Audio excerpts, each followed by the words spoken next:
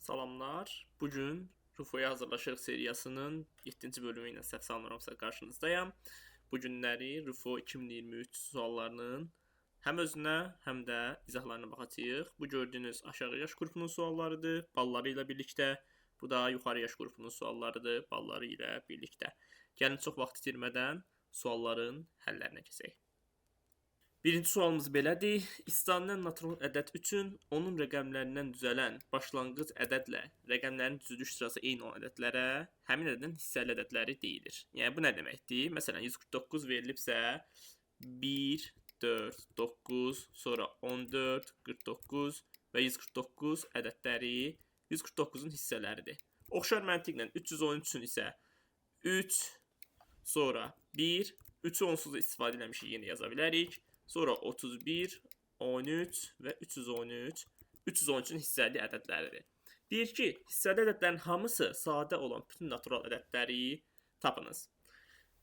Gəlin, hissəli ədəddə hansı ədədlər işlənə bilər, ona fikir verək. Bilirik ki, hər zaman rəqəmlər istifadə olunacaq. Ona görə də və rəqəmlərin də sadə ədəd olması üçün ancaq 2, 3, 5, 7 istifadə oluna bilər. Bir rəqəmli ədədlər üçün nümunəmiz budur. Həqiqətən də 2, 3, 5, 7 bizim şərti ödəyən ədədlərdir. İndi gəlin 2 rəqəmlilərə baxaq. 23. 23-dən sonra 25 ola bilməz, 27 ola bilməz. Sonra 3 ilə başlayan 32 ola bilməz, 35 ola bilməz, 37 ola bilər. Sonra 5 ilə başlayan 52 ola bilməz, 53 ola bilər. 57 ola bilərmi? Xeyr, 3-ə bölünür. Və 7 ilə başlayan 72 ola bilməz, 73 ola bilər, 75 ola bilməz, 77 də ola bilməz. Bunlar bizim 2 rəqəmli hissəli, yəni sadə olan hissəli ədədlərimiz ki, bütün hissələri sadə ədəddir. Gəlin göstərək ki, 3 rəqəmli və 3 rəqəmlidən artıq rəqəmli bu şərti ödəyən ədəd yoxdur. 3 rəqəmli ədədimiz varsa, gəlin başlasın 2 ilə. 2 ilə başlayandan sonra o biri rəqəmlər ancaq 3, 5, 7 ola bilər. Çünki əgər ikinci bir dənə 2 varsa burada və yaxud da burada, biz 2 rəqəmli cüt ədəd yarada bilərik. Ona görə ikinci 2 ola bilməz. 3 ilə başlaya bilər. 2, 3 ola bilər. 3-dən sonra burada 5 də ola bilməz. Çünki nə burada 5 olsa bu 25 yaradır, nə də burada 5 olarsa, buradakı ədədlə məsələn x1 ədədi ilə bu ədəd bir sadə olmayan ədəd yaranır. Yəni 5-ə bölünür. Onda 5 də istifadə olunmaz. Ancaq 3 və 7-ni istifadə eləməliyik. Bu 237 və yaxud da 273 olmalıdır. Heç biri də şərti ödəmir, çünki bu ədədlər 3-ə bölünür. Deməli 2 ilə başlayan bu şərti ödəyən ədəd yoxdur. 2-ni bir daha istifadə eləmirik. Dedik, çünki 2 burada gəlsə 2 rəqəmli cüt ədəd yaranır. Qaldı əlimizdə 3, 5, 7. 5 ortada ola bilməz, çünki buradakı ədədlə 5 birlikdə 5-ə bölünən ədəd yaradır. 5 sonda da ola bilməz eyni məntiqlə. Deməli 5 başda olmalıdır. 5 başda olsa 3, 7 gələ bilər və yaxud da 5, 73 gələ bilər. Amma bunlar şərt ödəyirmi?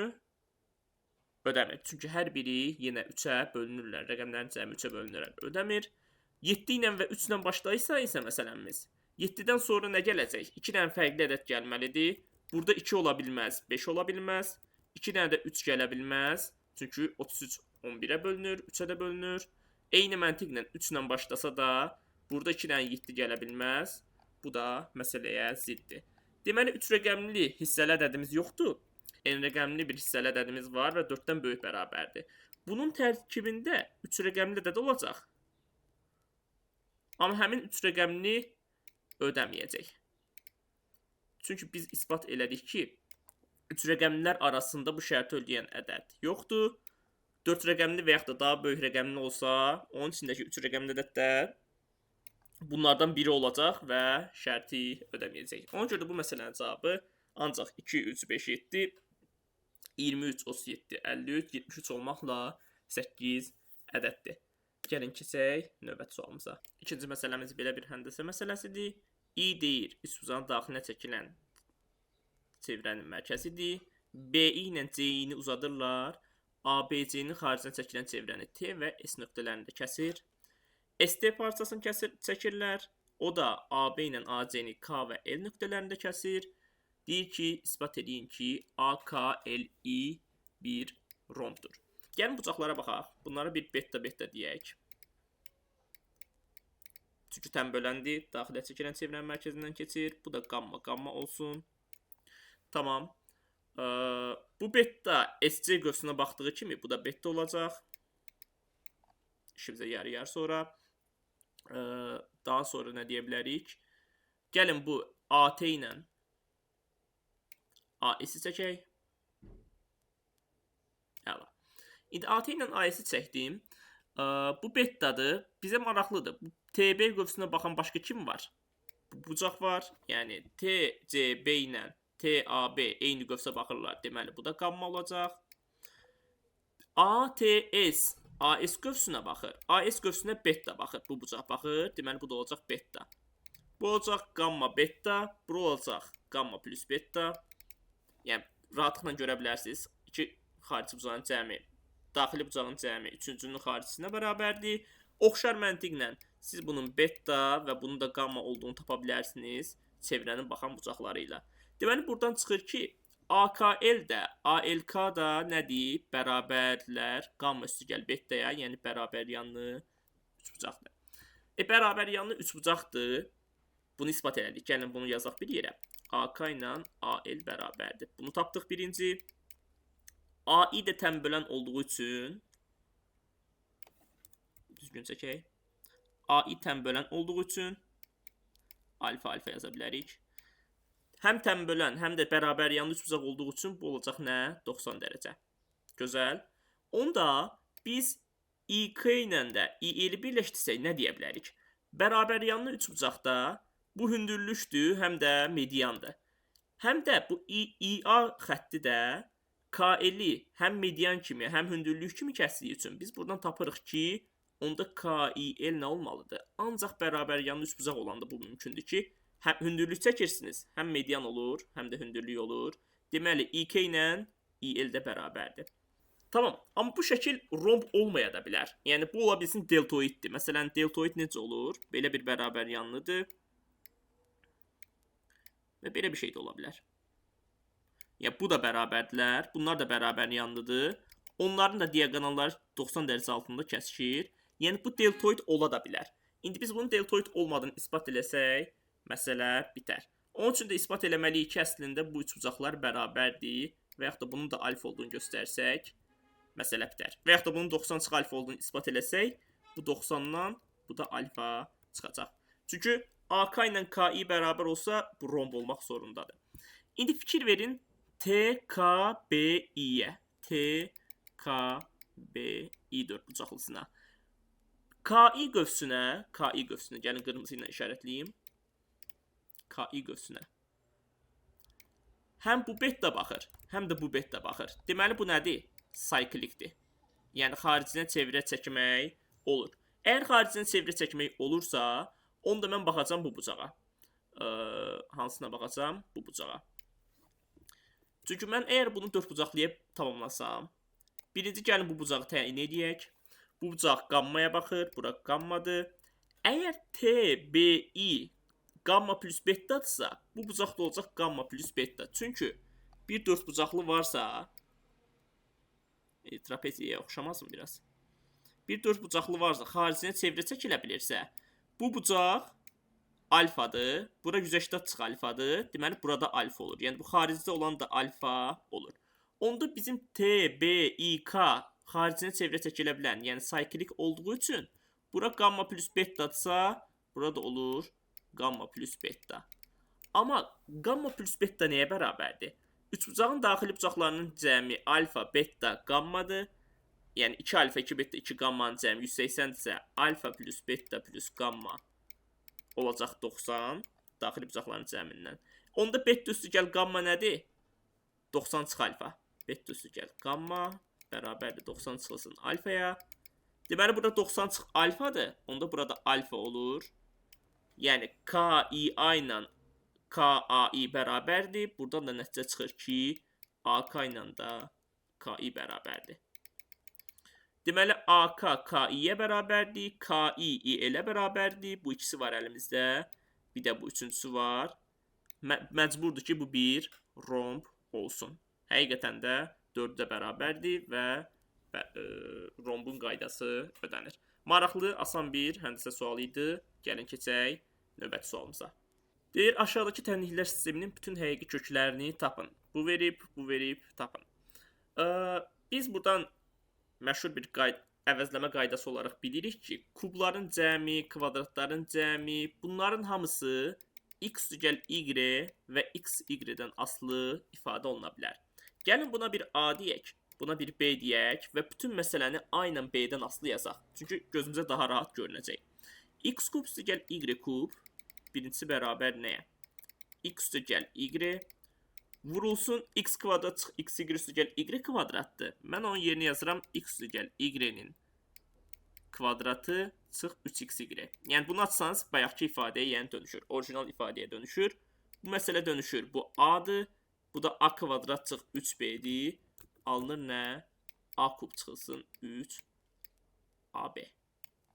Deməli bunu a ilə b-dən asılı ifadə elədik. İkinci ifadədə x kvadrat düzəl y kvadrata 2xy əlavə edib 2xy-ni çıxanda burada qalacaq. X kvadrat düzəl y kvadrat bərabərdir. X düzəl y-nin kvadratı çıxılsın 2xy. Yəni a kvadrat çıxılsın 2b yaza bilərik. Bütün əvəzləmələri eləyəndən sonra son ifadəmiz buna dönüşür. Yəni birinci tənlik buna, ikinci tənlik isə bu ifadəyə dönüşür. İndi biz bu məsələni həll edə bilərik. Əgər alt tərəfi 3-ə vursaq, 3a-ya vursaq alınacaq 3a kub üstə gəl 15a kvadrat çıx 3ab bərabər nəyə? 36a-ya. Və altdakı ifadədən yuxarıdakı bu ifadəni çıxsaq 3ab-lər gedər və məsələmiz buna dönüşər. 2a kub üstə gəl 15a kvadrat bərabər 36a çıxılsın 19. Hamısını sol tərəfə keçirsək 2a kub üstə gəl 15a kvadrat çıx 36a üstə gəl 19 bərabərdir 0. İndi burada maraqlı bir söhbət yaranır.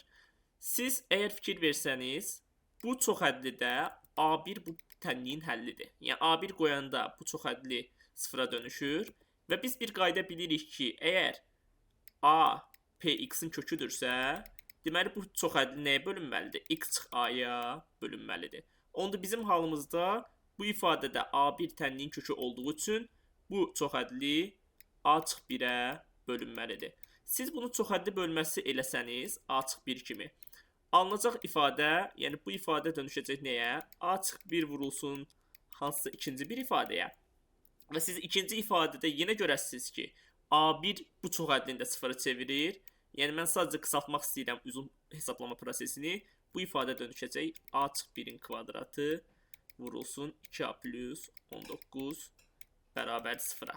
Yəni bu ikinci çoxhəddinin köklərindən biri də yenə a bərabərdir 1 olduğu üçün a çıx 1-ə böləndə 2a plus 19 alınır və a çıx 1-lər birləşir olur a çıx 1-in kvadratı. Sadəcə uzun prosesi qısaltmaq üçün belirlədim. İndi məsələ burada bitmiş olur. Burada məsələnin 2 dənə kökünü tapırıq ki, a1-dir və yaxud da a bərabərdir mənfi 2-də 19. Birinci hal a1-ə baxsaq, a1 nəyə bərabərdir? X düzəl y-yə. Bəs b neçə olacaq? Əgər a-nın yerinə 1 qoysaq, 1 çıxılsın 3b bərabərdir 19. 1-i keçirik bura. Mənfi 3b 18-ə bərabər olur və b bərabərdir mənfi 6, yəni x, y olur. Və bu nə deməkdir? 2 ədədin cəmi 1-dir, onların hasili isə mənfi 6-dır. Biz bunu Viet teoremini tətbiq edə biləcəyimiz bir tənliyə çevirə bilərik.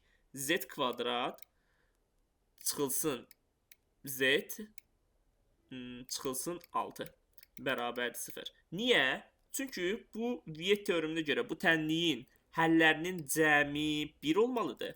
Həllərinin hasili isə mənfi 6 olmalıdır. Həmin həllər də x, y olsa, bu tənlik də nə olur? Z çıxılsın 3, z üstü gəlinsin 2 olar. Bərabər 0. Deməli, həmin x, y həlləri nə olmalıdır?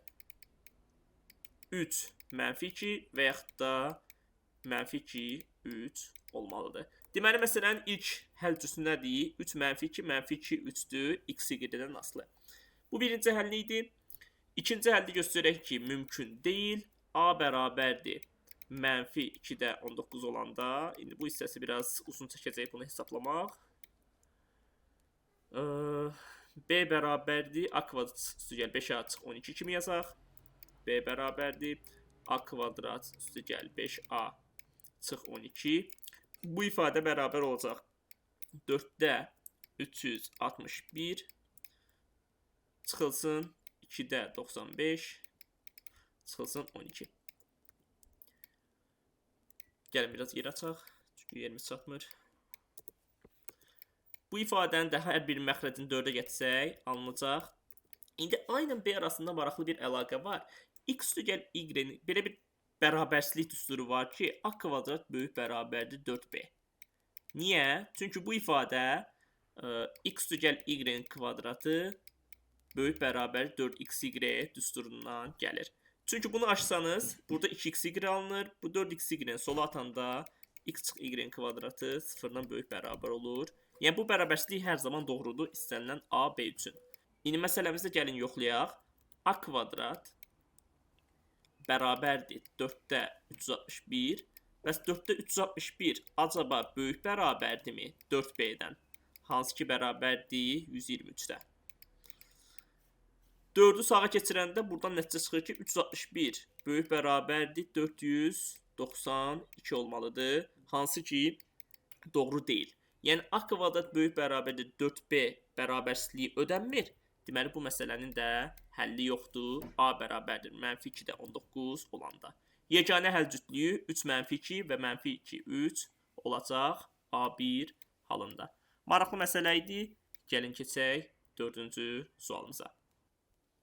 Deməli, müsbət tam ədədlər çoxluğunda aşağıdakı diafan tənliyi həll edin deyir. Məsələ A-sı verilmişdi, mənfi olmayan tək ədədlər çoxluğunda, tam ədədlər çoxluğunda. Amma orijinal suala baxdım ki, müsbət tam ədədlər deyir. Bu daha biraz həll edilə biləndir. Çünki mənfi olmayan deyəndə bunların hər birinin 0 olduğu hal nəzərə alınmışdır. Tamam. Bu məsələnin 2 hissəsinə baxacağıq. Birinci iki hissə nədir? D bərabərdir 1 halı, bir də D böyük bərabərdir 2 halı. D1 halı biraz çətin olduğu üçün onu axıra saxlayacağam. Gəlin D böyük bərabər 2 halına baxaq. D böyük bərabər 2 olanda nə baş verir? Bu ifadə 4-ə tam bölünür. Yəni mod 4-də məsələyə baxa bilərik. Əgər məsələyə mod 4-də baxsaq, mənfi 1 üstü A, 5 üstü B 1 verəcək. Çıxılsın 0 bərabərdir 1 mod 4. Deməli buradan A cüt çıxır. İndi A-nın cüt olmağını istifadə edib bu səfər mod 3-də baxacağam. Yenə 0 verəcək bu. Mod 3-də mənfi 1 üstü A vurulsun mənfi 1 üstü B. Çıxılsın 0 bərabərdir 1 mod 3. İndi burada məsələ var ki, A cüt olduğu üçün bu 1-ə bərabərdir. Məcburdur ki, B də cüt olsun ki, bu 1-ə bərabər olsun və 1 1-ə bərabər olsun. Yəni buradan çıxır ki, B də cütdür. A da cütdür, B də cütdür. Onda A-ya 2x, B-yə də 2y verirəm. Deməli, bu ifadə nəyə dönüşdü? 2 dənə, bir dənə tam kvadrata dönüşür. 11 üstü x, 5 üstü y-nin kvadratına dönüşür. Biri sola atıram, 3 üstü c, 2 üstü d-ni sağa atıram və vuruqlarına ayırıram. 11 üstü x, 5 üstü y çıxılsın 1. 11 üstü x, 5 üstü y üstü gəlsin 1 bərabərdir. 3 üstü C, 2 üstü D. Bir nüansı qeyd edeyim. Bu iki ifadənin əbobu, yəni məsələn bu A-1 və A+1 formasındadır. Bu iki ifadənin əbobu Evklid alqoritminə görə məsəl üçün A+1-dən A-1 çıxanda A-1 ilə 2-nin əbobu ola bilər. Yəni bunların əbobu ya 1 olacaq, ya da 2 olacaq. Bu bizə nə məlumat verir? Yəni ifadələrdən biri 3-ə bölünür, düzdürmü? Sağ tərəf 3-ə bölündüyü üçün bu ədədlərdən biri 3-ə bölünür. Amma digəri 3-ə bölünmür. Çünki onların əbobu 1 və 2 ola bilər. 3 ola bilməz. Onda buradan nəticə çıxır ki, bu ədədlərdən biri 3-ə bölünəndə bütün 3 üstü C-ni özünə yığmalıdır. 2 üçün isə ədədlərdən biri, indi görəsiniz nə baş verir. İndi bu məsələni həll etmək üçün mən baxıram 2 hala. X tək olduğu hala və X-in cüt olduğu hala. X-in tək olduğu halda nə baş verir? Mod 4-də baxırıq. Mod 4-də baxırıq bu ifadələrə. Deməli, 11 üstü x verəcək, mənfi 1 üstü x çıxılsın 1.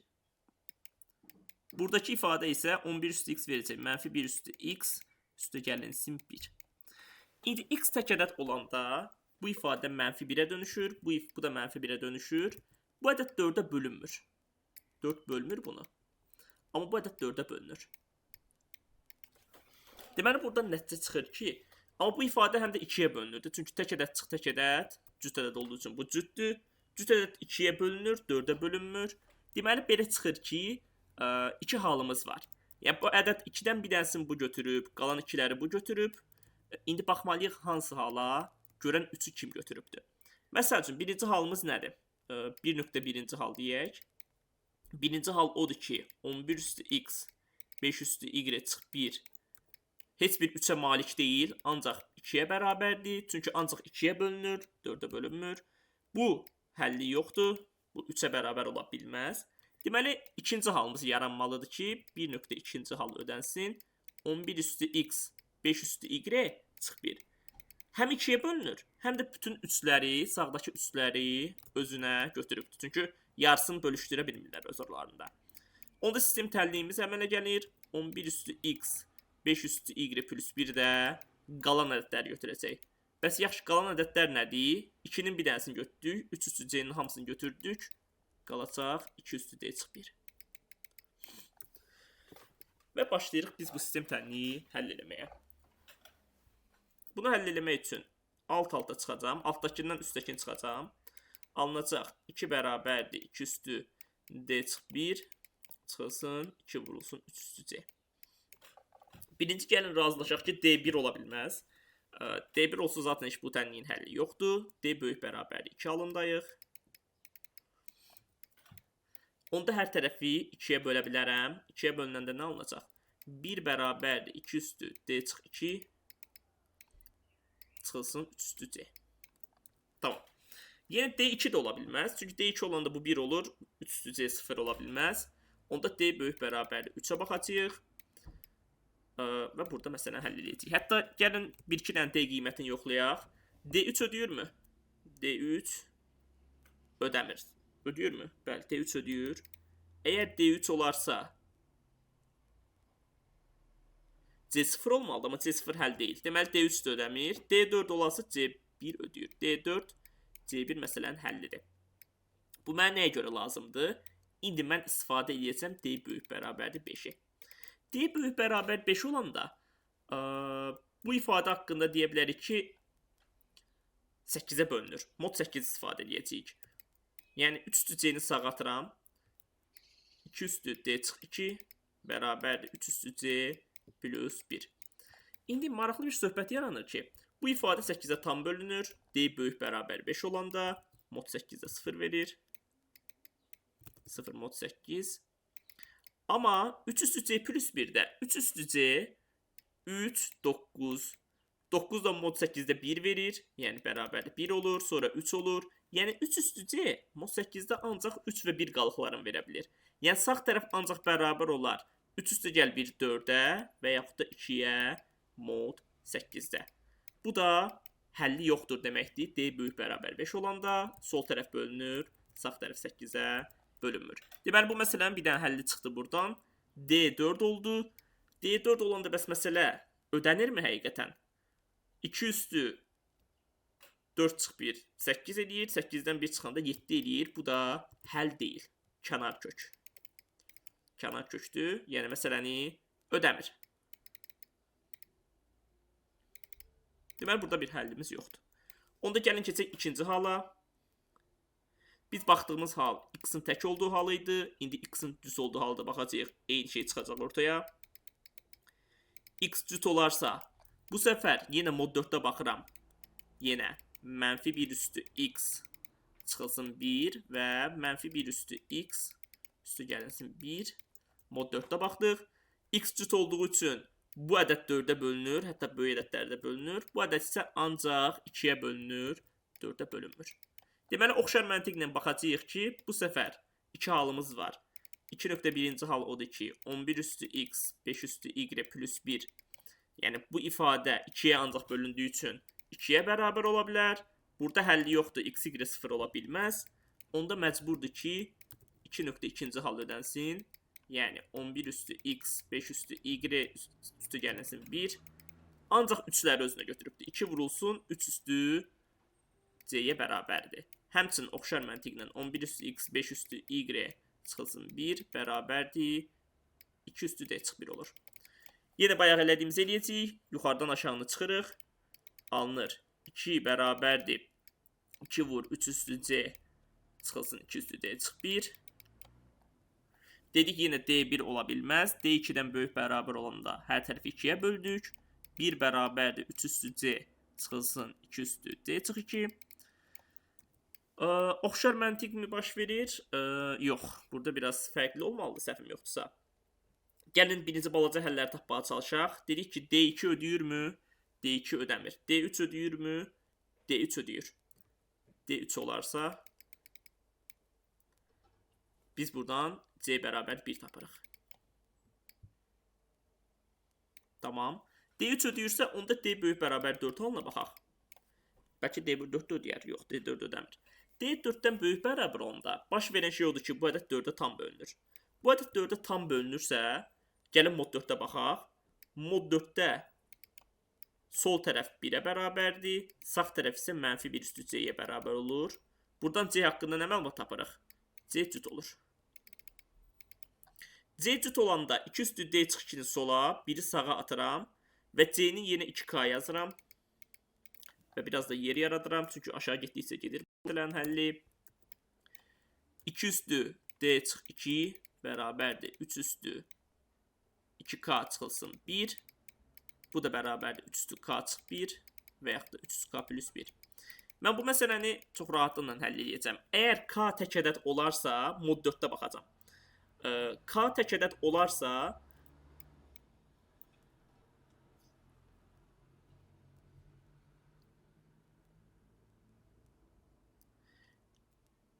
əgər K tək ədəd olarsa mod 4-də bu ifadə mənfi 1 verir. Yəni mənfi 1 olur. Mod 4-də bu ifadə 4-ə bölünməyəcək. K tək olsa. K tək olsa 4 bölmür 3 üstü K çıx 1'i. Onda belə çıxır ki, 3 üstü K çıx 1 4-ə bölünmür, amma cüt ədəddir, çünki K 0 ola bilməz. Onda bu ədəd 2 olmalıdır. Bərabərdir 2 çıxır. Buradan çıxır ki, K bərabərdir 1. Bəs K1 olanda D nə çıxır? K1 olanda C2 çıxır. 9-dan da 8 çıxanda ancaq mümkündür. D5 çıxır buradan. D5, K1, D5, C2. Buna baxacağıq. Həmçinin K cüt olduğu hala da baxaq. K cüt olarsa bu səfər 3 üstü K mod 4-də 1 verəcək. Yəni bu ədəd ancaq 2-yə bölünəcək, 4-ə bölünməyəcək. Deməli 3 üstü K plus 1 bərabərdir 2 olur. Buradan da K 0 olur. Hansı ki axtardığımız nəticə deyil. İndi biz tapdıq ki D5 C2 ödəyir. D5 qoyanda yoxlayaq. D5 qoyanda 2 üstü 4 16'dır. 16 üstüne 1 gələndə 17 olur. 17 bu ifadəyə bərabər ola bilməz. Yəni bu da şərti ödəmir. Deməli biz araşdırdıq ki, x cüt olanda da, tək olanda da məsələnin həlli yoxdur. Nə vaxt? D2 alında. D2-dən böyük bərabər olanda. İndi gəlin bütün səhifəni silək və D1 halını başlayaq araşdırmağa. Yəni çətin olan hissəni araşdırmağa başlayaq. Tamam. D1 halı araşdırmaq niyə çətindir? Çünki bir nöqtədən sonra həllinin olmadığını göstərmək o qədər də asan deyil. Tənliyimizi yazaq. 11 üstü A, 5 üstü B, çıxılsın 3 üstü C vur 2 bərabərdir 1. Bu məsələyə baxacağıq birinci mod 5-də. Birinci baxırıq mod 5-də. Bu ifadə 5-ə tam bölünür. Deməli, mənfi 3 üstü C vur 2 bərabərdir 1 mod 5 olmalıdır. Bu mənfini sağa keçirəndə, yəni hər tərəfi mənfi 1-ə vuranda problem yoxdur. 3 üstü C vur 2 bərabərdir mənfi 1. Mənfi 1-in yerinə yazıram 4 mod 5. Həmçinin 2 ilə 5 qarşılıqlı sadə ədəd olduğu üçün modda belə bir qayda var ki, qarşılıqlı sadə olan ədədə bölə bilərik hər iki tərəfi. Yəni hər tərəfi 2-yə bölə bilərəm bu şərt daxilində.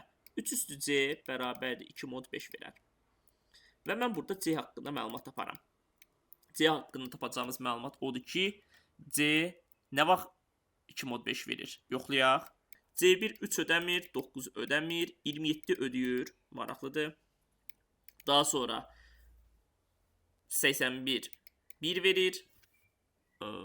Daha sonra 243'e baxa bilərsiniz. Bu da verəcək 3. Daha sonra yenə 3 vur 3, 9 və 7-dən tapasınız ki, yenə 2 verir.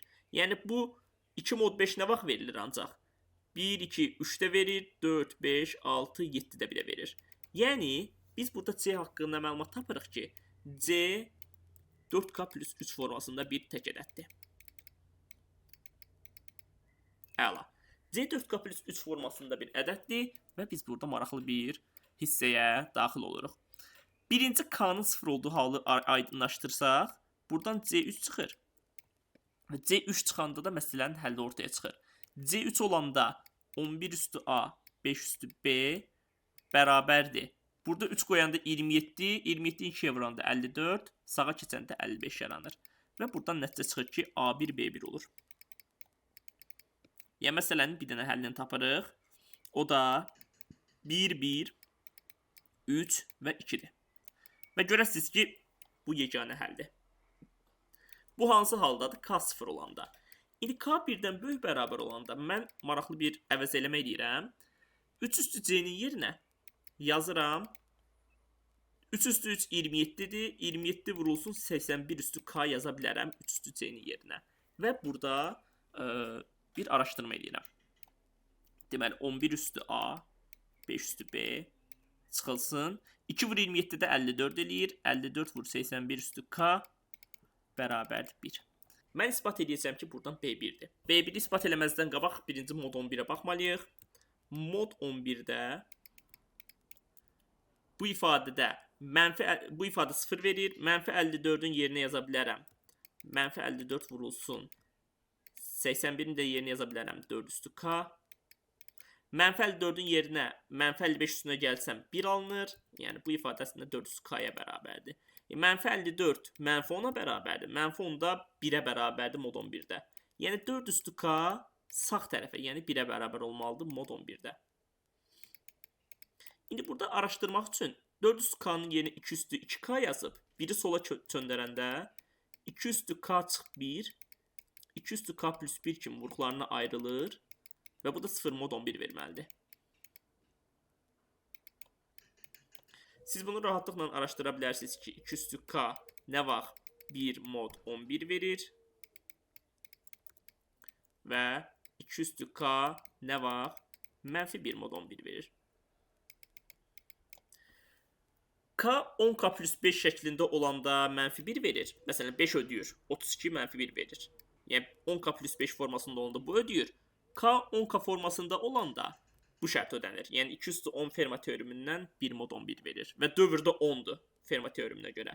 Onda 10K plus 5 formasında olanda, 10K formasında olanda ödəyirsə, biz burada K'nın 5T formasında olduğunu taparıq. Yəni 5'in qatı olanda bu iki ifadədən biri ödənir və bizim 4 üstü K 1 mod 11 vermiş olar. K 5T formasında olduğunu tapdıq. İndi gəlin bunun yerini qaytaraq qoyaq. Hətta 81'i də qaytarıb yenə 3 üstü 4 kimi yazacağım. 11 üstü A, 5 üstü B çıxılsın, 54 vurulsun, 3 üstü 20T yaza bilərəm.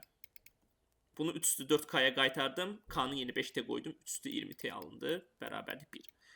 Bu məsələni bitirmənin indi rahat bir yolu var. Biz göstərəcəyik ki, B1 olmaq zorundadır. Əksini fərz edək. Deyək, B böyük bərabərdir 2. B böyük bərabər 2 olanda mod 25'ə baxacağıq. Mod 25 bizə nə verir? Mod 25'də bu ifadə 0 olacaq.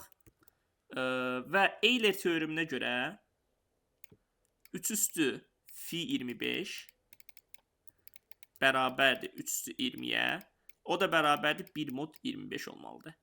Yəni bu 20 T'nin tapmanın gözəlliyi ondan ibarətdir ki, bu 25'də 1 verəcək Euler teoremindən. Onda buradan nəticə çıxır ki, sol tərəf 0 çıxılsın. 54'ün yerinə yaza bilərəm mənfi 4. Bu da yeni 1 yaza bilərəm. Bərabərdir 1 mod 25 olmalıdır. Bu da ziddiyyətdir. Çünki mənfi 4 ilə 1 mod 25'də bərabər deyirlər. Buradan nəticə çıxır ki, B1 olmalıdır. Gözəl. B1 olmağı əladır. İndi B1 olanda maraqlı ikinci qaydamızı göstərək. 11 üstü A vurulsun 5. Gəlin bunu da sağ tərəfə ataq. 54 vurulsun 3 üstü 20 T plus 1. Tamam. Mən göstərəcəm ki, buradan A1 olmaq zorundadır. A2-dən böyük bərabər olanda həll yoxdur. Zaten A1 həll deyil. A1 həll deyil, çünki T 1-dən böyük bərabər ədəddir. Bu ifadə 55-dən böyükdür. T 0 ola bilməz. Yəni A1 deyil. A fərqlidir, 1-dir. Bunu rahatlıqla bilirik. Bayaqlara T 0 alına baxdıq. A2-dən böyük bərabər olanda mod 121-ə baxacağıq. Mod 121. 3 üstü 20T mod 121-də maraqlı bir şey verəcək. Onu araşdıracağıq. Əslinə baxanda çox da çətin deyil. 3 üstü 5 nəyə bərabərdir? 243-ə bərabərdir, düzdürmü? 243 də mod 121-də verəcək 1 mod 121. Deməli 3 üstü 20T də, onda 3 üstü 20T zaten 1 mod 121 verir. Deməli sol tərəf verəcək 0, sağ tərəf verəcək 54 üstü gəl 1 mod 121. Yəni sol tərəf 121-ə bölünür, sağ tərəf 121-ə bölünmür. Deməli A2-dən böyük bərabər olanda həll yoxdur. A1 olanda həll ödəmir, çünki T-nin böyük bərabər 1 olduğu hala baxırıq və T-nin 0 olduğu, yəni K-nın 0 olduğu hala da bayaqları baxdıq. Orada da bir dənə həllimiz çıxdı. 1, 1, 3, 2 və məsələmiz bununla da başa çatmış oldu. Maraqlı məsələ idi. Yəni bunların 0 olmadığı hala baxdığım üçün sevinirəm. Çünki 0 olan halları da həll eləmişdim. Həllim biraz uzun getmişdi. Gəlin keçək növbəti sualımıza. Gəlin aşağı yaş qrupunun son sualına baxaq. Şənlik verib, qozlu paxlavalar var. Məsələn, paxlava, qozu, paxlava, qozu, paxlava, qozu var. Deyir ki, Kosa hər gedişdə ya soldan ya da sağdan bir dənə paxlava yeyir. Hər gedişdə. Keçəli isə deyir, hər gedişdə ya heç nə eləmir, ya da bu paxlavalı qozlardan bir dənəsinin qozunu yeyir. İstənilən bir dənəsinin qozunu yeyir, ya da heç nə yemir. Deyir, Kosa oyuna başlayır, yəni paxlava yeyən oyuna başlayır və hər mərhələdə 20-dən gediş edir. Deməli, Kosa başlayanda 20 dənə paxlava yeyir. Məsələn, birin buradan, birin buradan, birin buradan, birin buradan, 20 dənə. Keçəli isə bu 20 gedişdən sonra bir də qoz yeyir. Yəni hansısa bir paxlavanı seçir ortadan, onun qozunu yeyir və bu olur onların növbələşməsi. Yəni paxlava yeyən 20 dənə yeyir, daha sonra bir dənə qoz gedir və paxlava yeyən Kosa başlayır oyuna. Tamam. Deyir ki, paxlavanın sayı da 20-nin qatıdır. Bir dənə bunu bilirik. A variantı asandır. Gəlin A variantını izah eləyək. Deyir, paxlavaların sayı 400-dürsə, sübut edin ki, keçəl necə oynayır, oynasın. Kosa, yəni paxlavanı yeyən udacaq. Bu da asandır, çünki 400 paxlava var, 20'sini yeyir, qalır 380'i. O da bir dənə qozu yeyir, bir qoz getdi. Sonra 20'sini yeyir, 360'ı qalır, 2 dənə qozu yeyilmiş olur. Sonra 340 qalır, 3 dənə qozu yeyilmiş olur. Bu mərhələ axıra qədər gedir, axırda 20 dənə paxlava qalır, amma 19 dənə qoz yeyilmiş olur. Yəni nə qədər kəsər uğraşır, maksimum 19 qozu yeyə bilir, amma 20 dənə paxlava qalıbdır. Deməli, 20 paxlavadan 19'u qozsuzdursa, bir dənəsi qozludur və məsələ deyir ki, kim udur oyunu? Oyunun udma xassəsində deyək. Deyir, əgər Kosa tərəfindən yeyilən son paxlava qozlu olsa, o oyunu udur. Onsuz da 19 dənə qozsuz var. Birinci 19 dənə qozsuzu yeyər. 19 qozsuz. Onsuz istədiyi kimi seçə bilir də. Bir sağdan, bir soldan, bir sağdan, bir soldan. Axırıncı yeyəcəyi də bir dənəsi qozlu olacaq. Və oyunu garantiya udacaq. Çünki 20'si də qozsuz olsa uduzurdu. Amma 20 dənəsindən 19'u qozsuz olduğu üçün sonuncu yediyi qozlu olur və Kosa oyunu udur. Bu A variantının izahıdır. Yəni bu asandır. Bunu yazmaq mümkündür. Əsas məsələ B variantıdır ki, həddindən artıq çətin bir suala çevirir bu məsələni ki, Kosa həmişə oyunu udurmu? Yəni nə qədər paxlava olur olsun, Kosa həmişə axırda qozlu paxlava yeyirmi? Yəni keçəlin strategiyası varmı ki, qozsuz paxlava saxlasın axırda və Kosa o qozsuzları yesin ancaq. Bu məsələnin həllində orijinal həldən baxacağıq. Yəni rəsmi həldə nə verilibsə, biz də onu izah edəcəyik. Burada biraz qeyri-adiliklər var. O hissəni də izah edəcəm. Amma gəlin belə bir şeydən danışaq.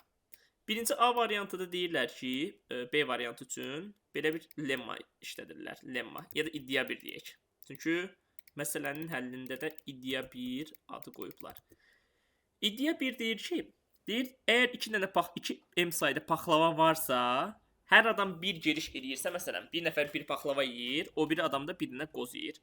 Deyir ki, M dənə girişdən sonra elə paxlavanın qozları yeyilə bilər ki, axırda qalan M-lə paxlavanın heç bir qozu olmaz. Yəni paxlavaların yarısı yeyilər, qalan yarısı qozsuz olar. Yəni bunun üçün bir strategiya var. Keçəl üçün. Deyə bilərsiniz ki, bəs müəllim, axı məsələdə deyir 20 dənə paxlava yeyir. Gəlin hələlik bu məsələnin şərtindəki 20 söhbətini qırığa qoyaq. Deyək, Kosa bir paxlava yeyir, Keçəldə bir qoz yeyir. Bu şərtlər daxilində məsələ iddia edir ki, yəni iddia budur ki, 2M dənə paxlava olsa, Keçəl sona M dənə qozsuz paxlava saxlaya bilər. M qozsuz saxlaya bilər. Məsələ bunun isbatını verir. Yəni iddia 1 bunu deyir ki, 2M dənə paxlava var. Kosa bir paxlava yeyə bilir ancaq, Keçəl bir dənə qoz yeyə bilir. Deyir Keçəl M dənə axıra qozsuz paxlava saxlaya bilir. Məsələn, bunu izah etmək üçün balaca bir dənə şey verək. 4 dənə. Məsələn, 4 dənə paxlava var. Bunu götürüb yarıya bölürlər. Deyək ki, birinci kim başlayır? Kosa başlayır da, düzdürmü? Deyək Kosa bu paxlavanı yedi. Kosa bu paxlavanı yeyəndə Keçəl bunun qozunu yeyir. Kosa əgər bu paxlavanı yesə, Keçəl bu qozu yeyir. 4 dənəsindən 2 dənəsi qozsuz olur. Yox, əgər Kosa bunu yesə, Keçəl bu paxlavanın qozunu yeyir və yenə də sona qalan 4 dənəsindən 2 dənəsi nə olur? Qozsuz paxlava olur. Deyir bunu 2M dənə paxlava varsa, onun üçün də keçərlidir. İsbat edirlər bu formada. Deyir ki, M dənə deyil, bölək 2 yerə. Elə bir 2 yerə bölürlər tən ortadan. Burada M dənə var, burada M dənə var. Və onları nömrələyirlər. 1, 2, 3, M-ə qədər. Burada da nömrələyirlər 1, 2, 3, M-ə qədər.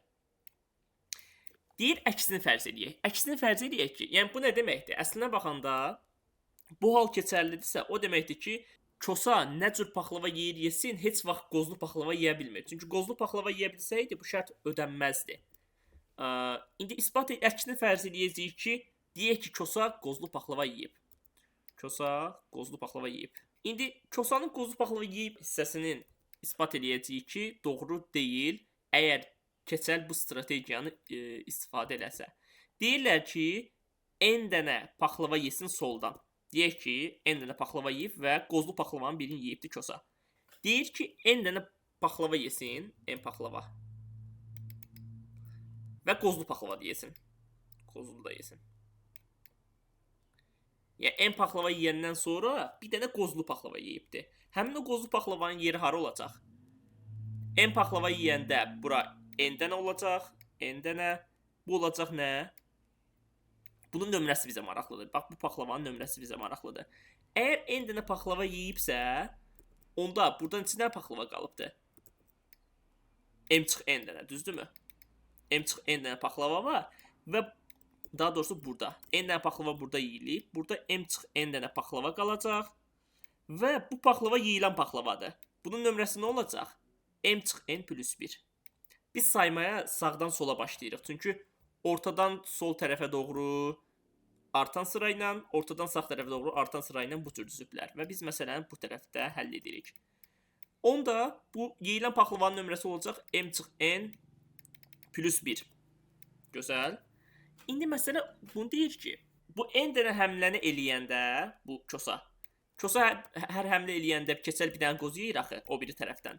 Əgər Kosa sol tərəfdən N dənə paxlava yeyibsə, deməli xəttin bu bir tərəfində N dənə paxlavanın qozu yeyilibdir Keçəl tərəfindən. Çünki biz dedik axı, Keçəlin strategiyası odur ki, sən soldan paxlava yeyirsənsə, mən də sağdan bir dənə qoz yeyirəm ən balaca nömrəlini. Və hesablayırlar. Deməli, hesablayırlar ki, buradan neçə dənə qoz yeyilib? M çıx N plus 1 dənə qozsuz paxlava var. Yəni bunlar M çıx N plus 1 dənə qozsuz paxlava var. Keçəlin yaratdığı, yəni Keçəl M çıx N plus 1 dənə qozsuz paxlava burada düzəldib ki, bu N dənədən sonra bunu yeyibdir Sağ tərəfdə isə n dənə qoz yeyilibdir. Bəs onda belə çıxır ki, m çıx n plus 1 üstü gəl n dənə qoz yeyilmiş olacaq. Amma m çıx n plus 1 üstü gəl n dənə qoz yeyiləndə n plus 1 dənə qoz yeyilmiş olur, hansı ki m-dən böyükdür. Və bu da məsələnin şərtinə ziddir. Çünki bizim məsələnin şərtində verilib ki, m dənə gedişdən sonra, m addımdan sonra m paxlavanın heç birinin üzərində qozu yoxdur. Və bu şərtin ödənməsi üçün, yəni kosanın qozsuz paxlava yeyə bilməsi üçün ən az m plus 1 dənə addım eləməlidir, hansı ki m-dən böyükdür. Ona görə burada səhv çıxır. Yəni problem yaranır ki, kosa qozlu paxlava yeyibsə, məcbur ki, m-dən daha çox addım eləsin. M-dən az addım eləyəndə qozlu paxlava yeyə bilmir. İddia 2 bunu deyir ki, İddia 2 deyir ki, gəlin paxlavaları soldan sağa düzək və nömrələyək. Amma mod 20-də. Məsəl üçün 0, 1, 2, 19, 20-ci paxlava mod 20-də baxırlar, 0 qoyurlar. Sonra 21-ci paxlava olur 1, 2, 3, belə gedir. Yəni məsələ paxlavaları buna dönüşdür. 0, 1, 2, 19, 0, 1, 2, 19, 0, 1, 2, 19 və 20-nin qatı sayda paxlava olduğu üçün bu düzülüş mümkündür. İndi məsələ iddia eləyir ki, kosa bir mərhələdə, bir mərhələ 20 gedişdir də, düzdürmü? Bir mərhələdə 2 eyni nömrə yeyə bilməz. 2 eyni nömrəli paxlava yeməz. Və bu da məntiqlidir də. Çünki məsəl üçün buradan 20-sin hamısını buradan yesəniz, 2 dənə eyni nömrə yoxdur. Məsələn, buradan 18-in yesəniz, 0-dan 18-ə qədər. Buradan 19-u yemiş olasınız. Yəni, necə eləyirsiniz, eləyin. Bunu görmək asandır. Amma yazılışı var ki, və isbatı yazılış şəkildə göstərmək mümkündür. Necə? Ən soldakı paxlavanın nömrəsi x plus 1 mod 20 olsun. Ən sağdakı nömrəsi də x mod 20 olsun. Və bu məsələnin başında doğrudur. Düzdürmü? Məsələnin başında həqiqətən də 0 və 19 bu şərti ödəyən ədədlərdir, sizsəz baxa bilərsiniz. Əgər kosa soldan t dənə yesə, sağdan nə qədər yemiş olacaq? 20 çıx t dənə yeyəcək. Yəni soldan t dənə yeyəndə bu ədəd t dənə qabağa düşür. X plus 1 plus t'yə dönüşür. Mod 20. Sağ tərəfdən isə 20 çıx t dənə yeyəndə x üstəgəl t'yə dönüşür. Sağ tərəfdən də 20 çıx t dənə yeyəndə paxlavaların nömrəsi sağdan sola azalır. Bunu çıxırıq. 20 çıx t'ni çıxırıq və bu məsələ dönüşür x üstəgəl t mod 20 olur. Deməli, solda x plus 1-dən başladıq. X plus 1 plus t'yə qədər gəldik. Sağ tərəfdə isə x plus t'yə qədər gəldik. Hansı ki, bir-birlərinə toxunmurlar. Hansı ki, burada nə baş vermiş oldu? Əslində baxanda bu məsələ elə başdakı iddia ilə uymuş oldu. Yəni, biz başda iddia elədik ki, soldakı paxlava x plus 1-cidir, sağdakı x-ci paxlavadır.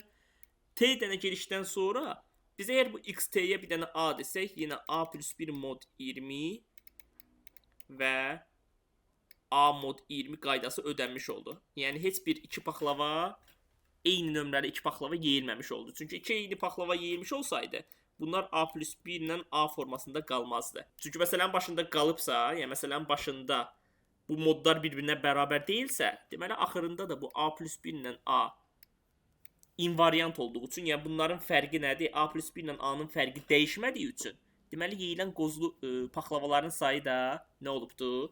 Hamısının rəqəmi fərqli olubdur. Eyni olanda bu invariantlıq ödənməzdir. Amma yəni, baya düşmək çox da çətin deyil, məncə. Bəs bu iddia necə istifadə olunur? Əslində elə bax, bu iddia sayəsində biz bu iddia 1-i işlədə bildik. Yəni, kosanın bir paxlava yeməyi söhbətini burada işlədirik. Onda götürək 20 vurulsun 2 üstü 21 paxlava. Həqiqətən də nə qədər? 20-nin qatı qədər paxlava var. İndi bizim iddia 2 nə deyir? İddia 2 deyir ki, kosa bir mərhələdə 2 eyni nömrəli paxlava yeyə bilməz. Bir mərhələdə kosa bir dənə 0 mod 20 yeyir, paxlava yeyir. Bu nə deməkdir? Yəni, bütün 0 mod 20 olan paxlavalardan hər gedişdə nə yeyir eləsin, bir dənəsini yeyir. Bir dənə mod 20 verən paxlava yeyir. Əslində, bu anlayış, yəni bir gedişdə bir dənə paxlava yemə anlayışı bu gedişdən eynidir. Yəni, bizim əlimizdə 20 vurulsun 2 üstü 21 dənə paxlava var. Hər gedişdə bir dənə 0 mod 20 paxlava yeyir, nömrəli paxlavanı yeyir. Çünki bizim əlimizdə neçədən 0 mod 20 verən paxlava var? Əlimizdə 2 üstü 21 dənə 0 mod 20 paxlavamız var. Səbəbi odur ki, hər 20 paxlavadan bir dənəsi 0 mod 20 verir deyə 20 dənənin 20-də biri 2 üstü 21 eləyir. Yəni 2 üstü 21 dənə 0 mod 20 verən paxlava var və biz buna 2M qaydasını uygulaya bilərik. Yəni 2M dənə paxlava varsa, bunun M dənəsi yeyilsə, M dənə qozsuz paxlava qalır. Yəni təsəvvür edin ki, bu 2 üstü 21 dənə paxlava ancaq sıfırlardır. 0, 0, 0, 0, 0, 2 üstü 21 dənə. Hər dəfə Kosa bir dənə 0 yeyə bilər. Hər dəfə Keçəl bir dənə 0-ın qozunu yeyə bilər. Ona görə də iddia 1-ə görə doğrudur. Doğrudur. İddia 1-ə görə 2 üstü 21 gedişdən sonra bütün qalan 0 mod 20 verən paxlavaların hamısının qozu yeyilmiş qalacaq. Hə, biz 2 üstü 20 dənə yeyirik. 2 üstü 20-sini yeyirik. Səbəbi də odur ki, biz bayaq 2M 2 üstü 21 götürdük. Bunun yarısı da 2 üstü 20 dənə qoz yeyiləndə 2 üstü 20 vur 20-ni çıxmalıyıq. Çünki hər dəfə 20 dənə paxlava yeyib axı. Burada qalacaq 20 vurulsun 2 üstü 20 dənə paxlava. Yəni iddia doğrudur. 2 üstü 20 həmlədə axı Kosa 20 dənə paxlava yeyir hər dəfə. 2 üstü 20 vur 20 dənə paxlava yeyilmiş olacaq. İndi qalan bu 20 vur 2 üstü 20 paxlava arasında nə deyə bilərik? Bütün 0 mod 20'lər qozsuzdur. Bütün 0 mod 20 verənlərin hamısı qozsuzdur. Daha sonra indi başlayırıq bu ədəd üçün. Yəni 20 vur 2 üstü 20'din 1 mod 20 verən qozlarını yeməyə. Verənlər yeyilir. Bu səfər isə 1 mod 20 verən qozları, paxlavaların qozlarını yeyir Keçəl. Kosa isə amma hər dəfə cəmi bir dənə 1 mod 20 verən paxlava yeyə bilir. Onda eyni məntiqlə 219 dənə 1 mod 20 verən paxlava yeyilir. Paxlava qozsuz qalır. Və bu iddia sonsuza qədər, axıra qədər davam edir. Yəni birinci 220 dənə 0 mod 20 verən paxlava yeyilmişdi, qozsuz oldu. Yəni paxlavalar qozsuz oldu. Daha sonra 1 mod 20 verən paxlavalar qozsuz olur, 219 dənə. Və bu davam edir axıra qədər.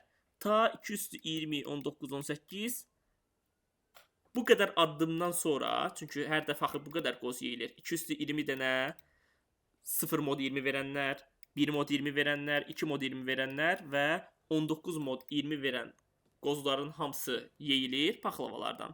Geridə nə qalır? Geridə qalır nə? 20 vurulsun 2 üstü 21 paxlavadan nə qədər yeyilir? Hər dəfə 20 paxlava yeyir Kosa və hər dəfə neçədən qozsuz buraxıldı paxlava? 2 üstü 20, 2 üstü 19, 2 üstü 1'ə qədər paxlavalar qozsuz buraxıldı. Yəni hər dəfə bir dənə moddan qurtulmaq olur. Yəni bayaqları 0 mod 20 verən bütün paxlavalardan qurtulduq. Yəni qozlarından qurtulduq. Daha sonra 1 mod 20 verən paxlavaların qozlarından qurtulduq və bu axıra qədər davam edir. Bu ifadənin qiyməti nəyə bərabərdir? 2 üstü 21 çıxılsın 2'yə bərabərdir. Rahatlıqla hesablaya bilərsiniz.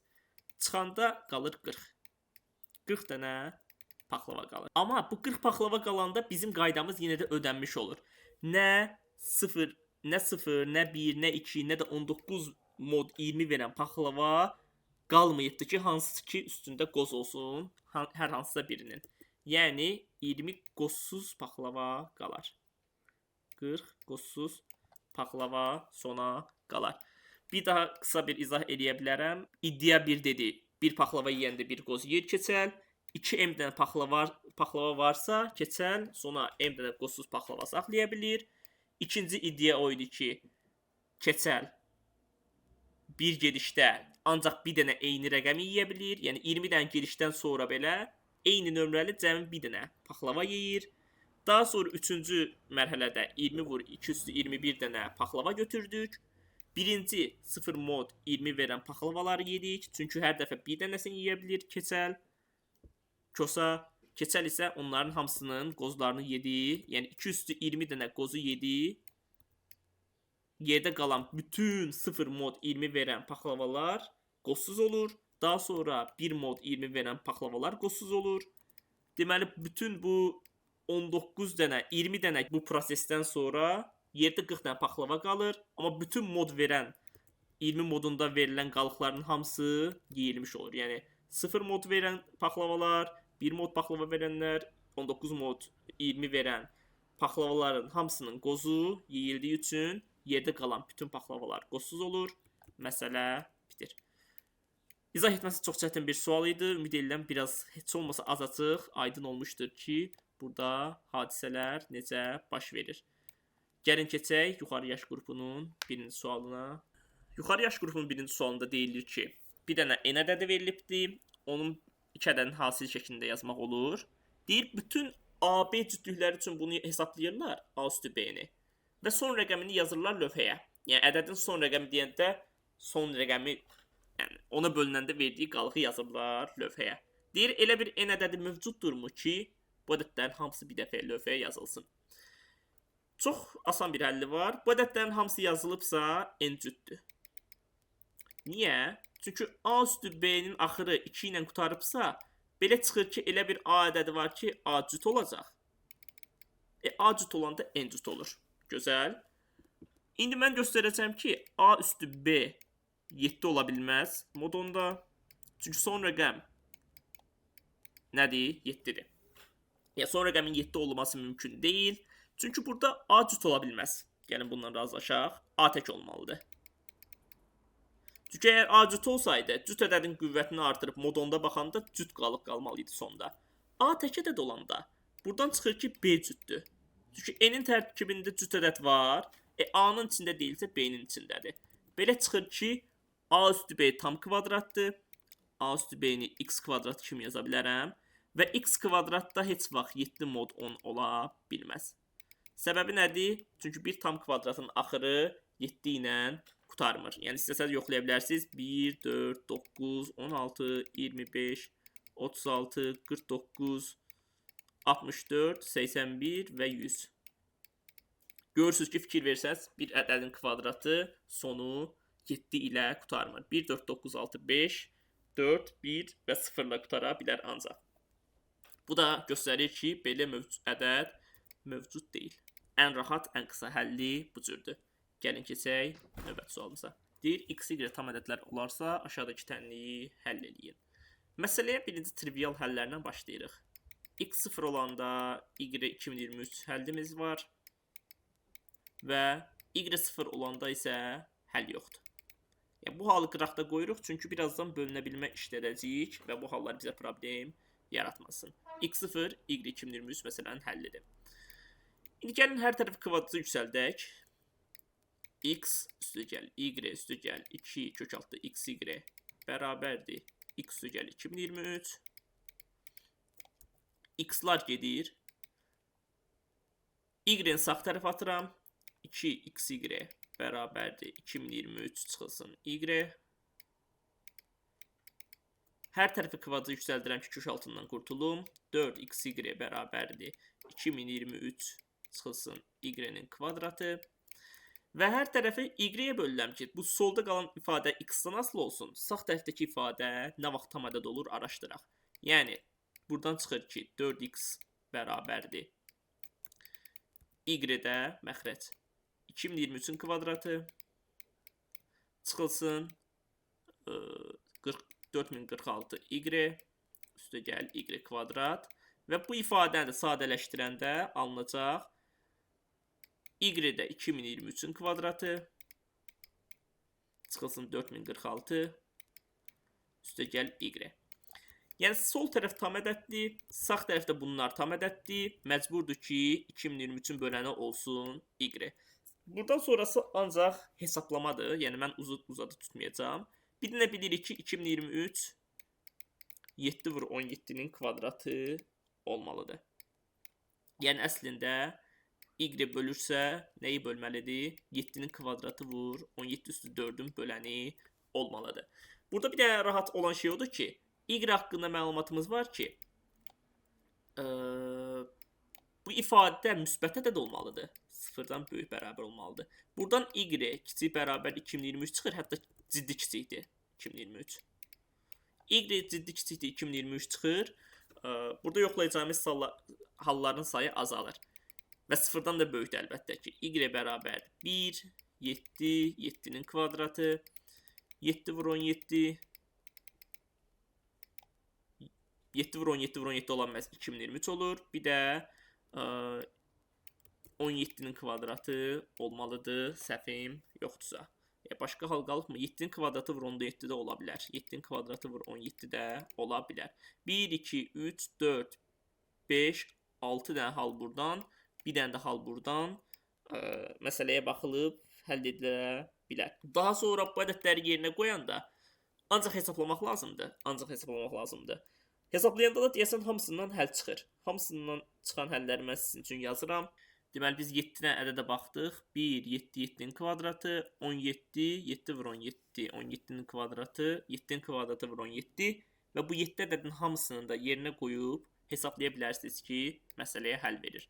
Necə hesablanır? Gəlin o hissəsini də göstərim. Sadəcə y-ni burada yerinə qoyanda bu ifadə rahatlaşır. Bir də burada yerinə qoyuram. Sonra hesablayıram, görün bu ədəd 4-ə bölünürmü? 4-ə bölürəm, x tapıram. Mən sadəcə hesablama hissəsini sizə göstərmirəm, çünki boş yerə vaxt aparır. Amma bu məsələdə vacib bir faktordur. Çünki məsələnin meyarlandırma hissəti, yəni qiymət meyarları bu həllərin hamısının tapılmağı üzərindədir. Yəni siz 1 dənə, 2 dənə, 3 dənə həlli itirsəniz, bu məsələdə bal itirirsiniz. Ona görə də bu vacib bir məsələdir. Sadəcə hesablamanı yoxlamaqdan ötürü. Gəlin keçək növbəti sualımıza. Deyir, m müsbət tam ədədi verilibdir.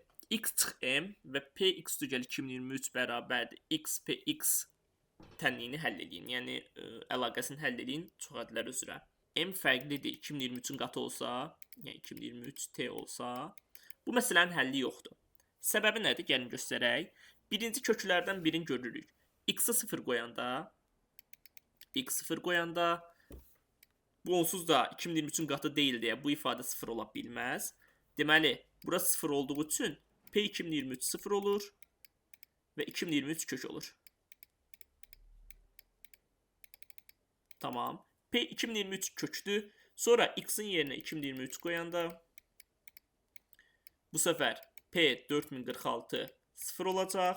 Yəni 4046 kökdür. Səbəbi də odur ki, bizim x çıx m heç vaxt 0 ola bilmir. 2023 qoyanda 0 ola bilmir. 2023-ün qatı deyil. Oxşar məntiqlə yenə 4046 qoyanda 6069 kök olur və s. Bəs bunu necə ispat eləyək ki, bunun həlli yoxdur? Yəni sonsuz sayda kök yaranır. Deyək ki, ən böyük kökü, məsələn x0 ən böyük kök olsun. Ən böyük kök. Hətta biz onsuz da köklərin nə olduğunu görürük. 2023, 4046. Onda x0 2023-ün qatı olan ən böyük kök olsun. Məsələn 2023 z olsun. Onda əgər x 2023 z-i burada qoysaq yerinə, alınacaq ki, bu onsuz da 0 ola bilmir. Belə çıxır ki, p x0 üstü gəl 2023 0 olmalıdır. Hansı ki, bu ifadə bizə verir 2023 z plus 1. Yeni bir dənə kök tapdıq. Amma həmin kök bizim məsələyə ziddiyyət gətirir. Dedik ki, axı x0 2023 qatı olan ən böyük kökümüz olsun. Amma onun yerinə qoyanda bu ifadə 0 olmadığından tapılır ki, 2023 z plus 1 yeni bir kökdür və ziddiyyət yaranır. Onda buradan məsələdən nəticə çıxır ki, x, m 2023-ün qatı olmalıdır. M 2023 t formasında bir ədəd olmalıdır. Bu bizə maraqlı bir hal verir. Bayaqki sistemi yenə həll eləyəndə 0, 2023, 4046 və s. Bunlar hamısı kökü olur yenə. Gəlib çatırıq hansı kökə? Gəlin t çıx 1-ə baxaq, sonra t-ni də yazarıq. Deməli, x 2023 t çıx 1-i yerinə qoysaq, bu kökdür də deyək. Çünki belə bu formada gedir və belə bir kökümüz yaranır. Bunu yerinə qoysaq, bu onsuz da 0 olacaq. Dedik kökdür, 0 oldu. Sağ tərəfdə qoyanda nə alınacaq? X çıxılsın 2023 t çıx 1 vurulsun p 2023 t çıxıb birincisində 2023 gələndə 2023 t yaranır. Bərabər 0. Tapırıq ki, 2023 t də kökdür. Tamam. Amma əgər x 2023 t-ni bu səfər qoysaq, məsələdə yerinə sağ tərəf onsuz da sıfırlanır, çünki kökdür. Px-in köklərindən biri 2023 t-dir, bu sıfırlanır. Və sol tərəfdə sıfırlanır, çünki 2023 t çıxılsın m bərabər 0 olur. Artıq biz buradan yeni bir kök yaratmırıq. Yəni biz bunun 0 olduğunu iddia eləmirik. Biz buradan nəticə çıxarırıq ki, x 2023 t bizim ifadəni sıfırlayır sol tərəfə. Deməli biz məsələyə aid müəyyən köklər tapdıq. Həmin köklər kimdir? 2023 t-yə qədər 2023-ün qatları. İndi əgər bir çoxədlinin kökü varsa, məsələn, dedik ki, a çoxədlinin köküdürsə, yəni pa 0-dırsa, biz qayda dedik ki, x çıx a bölür pa-nı və yaxud da pa-nın yerinə nə yaza bilirik? Px-i də doğrusu. Px-in yerinə yaza bilirik, x çıx a vurulsun qx. Əla. Onda biz bu qaydanı bütün köklər üçün tətbiq edək. Bütün bu 2023 t üçün tətbiq edək. Px bərabərdir. Kökləri kimdir? 0, 2023, 4046 və s. Onda x vurulsun x çıx 2023, x çıx 2 vur 2023, çıxmadı və s. X çıxılsın 2023 t. 2023 qatı olan köklərin hamısını bu formada yazırıq. Və deyək ki, bir dənə qx var. O qx-i araşdıracaq. İndi bu əvəzləməni əgər orijinalda əvəz eləsək nə olacaq? Gəlin bunu yazaq birinci. X çıxılsın 2023 t, m-in yerinə 2023 t-ni yazıram. Daha sonra px üstügəl 2023-ün yerinə nə yaza bilərəm? X-in yerinə x üstügəl 2023 yazanda alınır nə? X üstügəl 2023, sonra x üstügəl 2023-dən x çıxılsın 2023. Daha sonra birincisi x yaranır. Bu x üstügəl 2023 oldu, bu x olur. Sonra x çıxılsın 2023 və s. gedir. X çıxılsın 2023 t çıx 1 qx. T çıx 1 vurulsun q x üstügəl 2023. Çünki x-in yerinə yazdıq. Bu bizim ifadənin sol tərəfidir. Yəni x-dan x çıxılsın 2023 t-yə qədər bütün ədədlər var. Bir də əlavə bu şey var. Bunu da baxacağıq. Məsələn, sağ tərəfi nəyə bərabərdir? X px bərabər olacaq nəyə? Elə bu ifadənin özünə bərabər olacaq. X kvadrat x çıx 2023 x çıxılsın 2 vur 2023 ta gedir x çıxılsın 2023 t-yə qədər. Və qx. Burada maraqlı bir ifadə yaranır və hər iki tərəfdə də oxşar olan hədləri silə bilərik. Çünki sıfırdan fərqli bir x götürsək, onlar sıfır olmaya bilər. Artıq x-i də bunlardan fərqli bir şəkildə götürə bilərəm. Hamısını islah eləsək, ixtisar eləsək bunların. Gəlin görək son ifadə nəyə bərabər oldu. Bir də x-ların bir dənəsi gedir. X üstügəl 2023 maraqlıdır, əlimizdə qaldı. Q x üstügəl 2023 bərabərdir x qx. Bizim bir dənə yanlışlıq elədiyimiz bir nöqtə var. x0 polinomun kökü deyil. x0 polinomun kökü deyil. O halı nəzərə almamışam. x0 olduğu üçün mən burada x-in bir dənəsini artıq yazmışam. Yəni bu x kvadrat yox, x olmalıdır. Onda x-lar ixtisar gedəndə bizdə elə hətta x üstügəl 2023-lərdə ixtisar gedir. Və x-lar da ixtisar gedir. Bir-iki yanlışlığımız var idi. Bu x üstügəl 2023-də yaranmayacaq. Çünki x çoxədlinin kökü deyil dedik. Yəni bu x söhbəti yoxdur. Bunu qaralayaq. Onda bizim ifadələr tamamilə ixtisar olunacaq. Yəni bayaqlarda dediyim söhbətlərdə bu x üstügəl 2023 və x söhbəti qalmayacaq. Hamısı ixtisar olunur və qx üstügəl 2023 qx-ə bərabər olur. Bu maraqlı bir haldır. Qx üstügəl 23-ə bərabərdir. O da bərabər qx üstügəl 2023. 2023-ün 2 qatı, yəni 4046. Yəni bu sonsuza qədər gedir. Sonsuza qədər gedir. Amma bu bir period yaradır. Yəni periodik bir polinom yaradır. Periodik. Periodik polinom sabit polinomdur. sabitdir. Bunun isbatı da rahatdır. Yəni biz sonsuz sayda eyni nöqtədə kəsişən bir çoxhədli yarada bilmərik. Çünki əgər bunlara birinə k desək, k qiyməti, onda bu ədədlərin hamısından k çıxanda, məsələn, rx bərabərdir qx çıxılsın k yazsam, onda belə çıxır ki, elə bir rx polinomu var ki, r x ücəl 2023, yəni hamısı k-ya bərabərdir, düzdürmü? Bərabərdir r x ücəl 4046 və s. hamısı sıfıra bərabər olur. Və sonsuz sayda ədəd bir-birinə sıfıra bərabər olursa, bu ancaq və ancaq sıfır polinomudur. Yəni sıfır olmalıdır ki, sabit funksiya sıfıra bərabər olsun. Yəni bir polinomun sonsuz sayda kökü olmaz. Yəni periodik polinom görsəniz, bilin ki, bu polinom sabitdir. Onda qx da bir sabit polinom olar. Və qxc olanda məsələnin şərti ödənər. Bununla da məsələmiz bitmiş olar. Tapdıq ki, M2023T olmayanda həll yoxdur. M2023T olanda isə bizim çoxhədlini ödəyən cavabımız budur. Px bərabərdir x çıx 2023, 4046 və s. x çıx 2023T vurulsun qx, hansı ki c-yə bərabərdir və bu da bizim çoxhədlini ödəyir. Bu da bizim çoxhədli tənliyinin həlli. Maraqlı sual idi. Gəlin keçək növbəti sualımıza. Deməli, uzunluğu n olan sehirli söz veriblər, bir kod veriblər. Deyir, həmin sehirli sözü təxmin etməlidir cırtdan.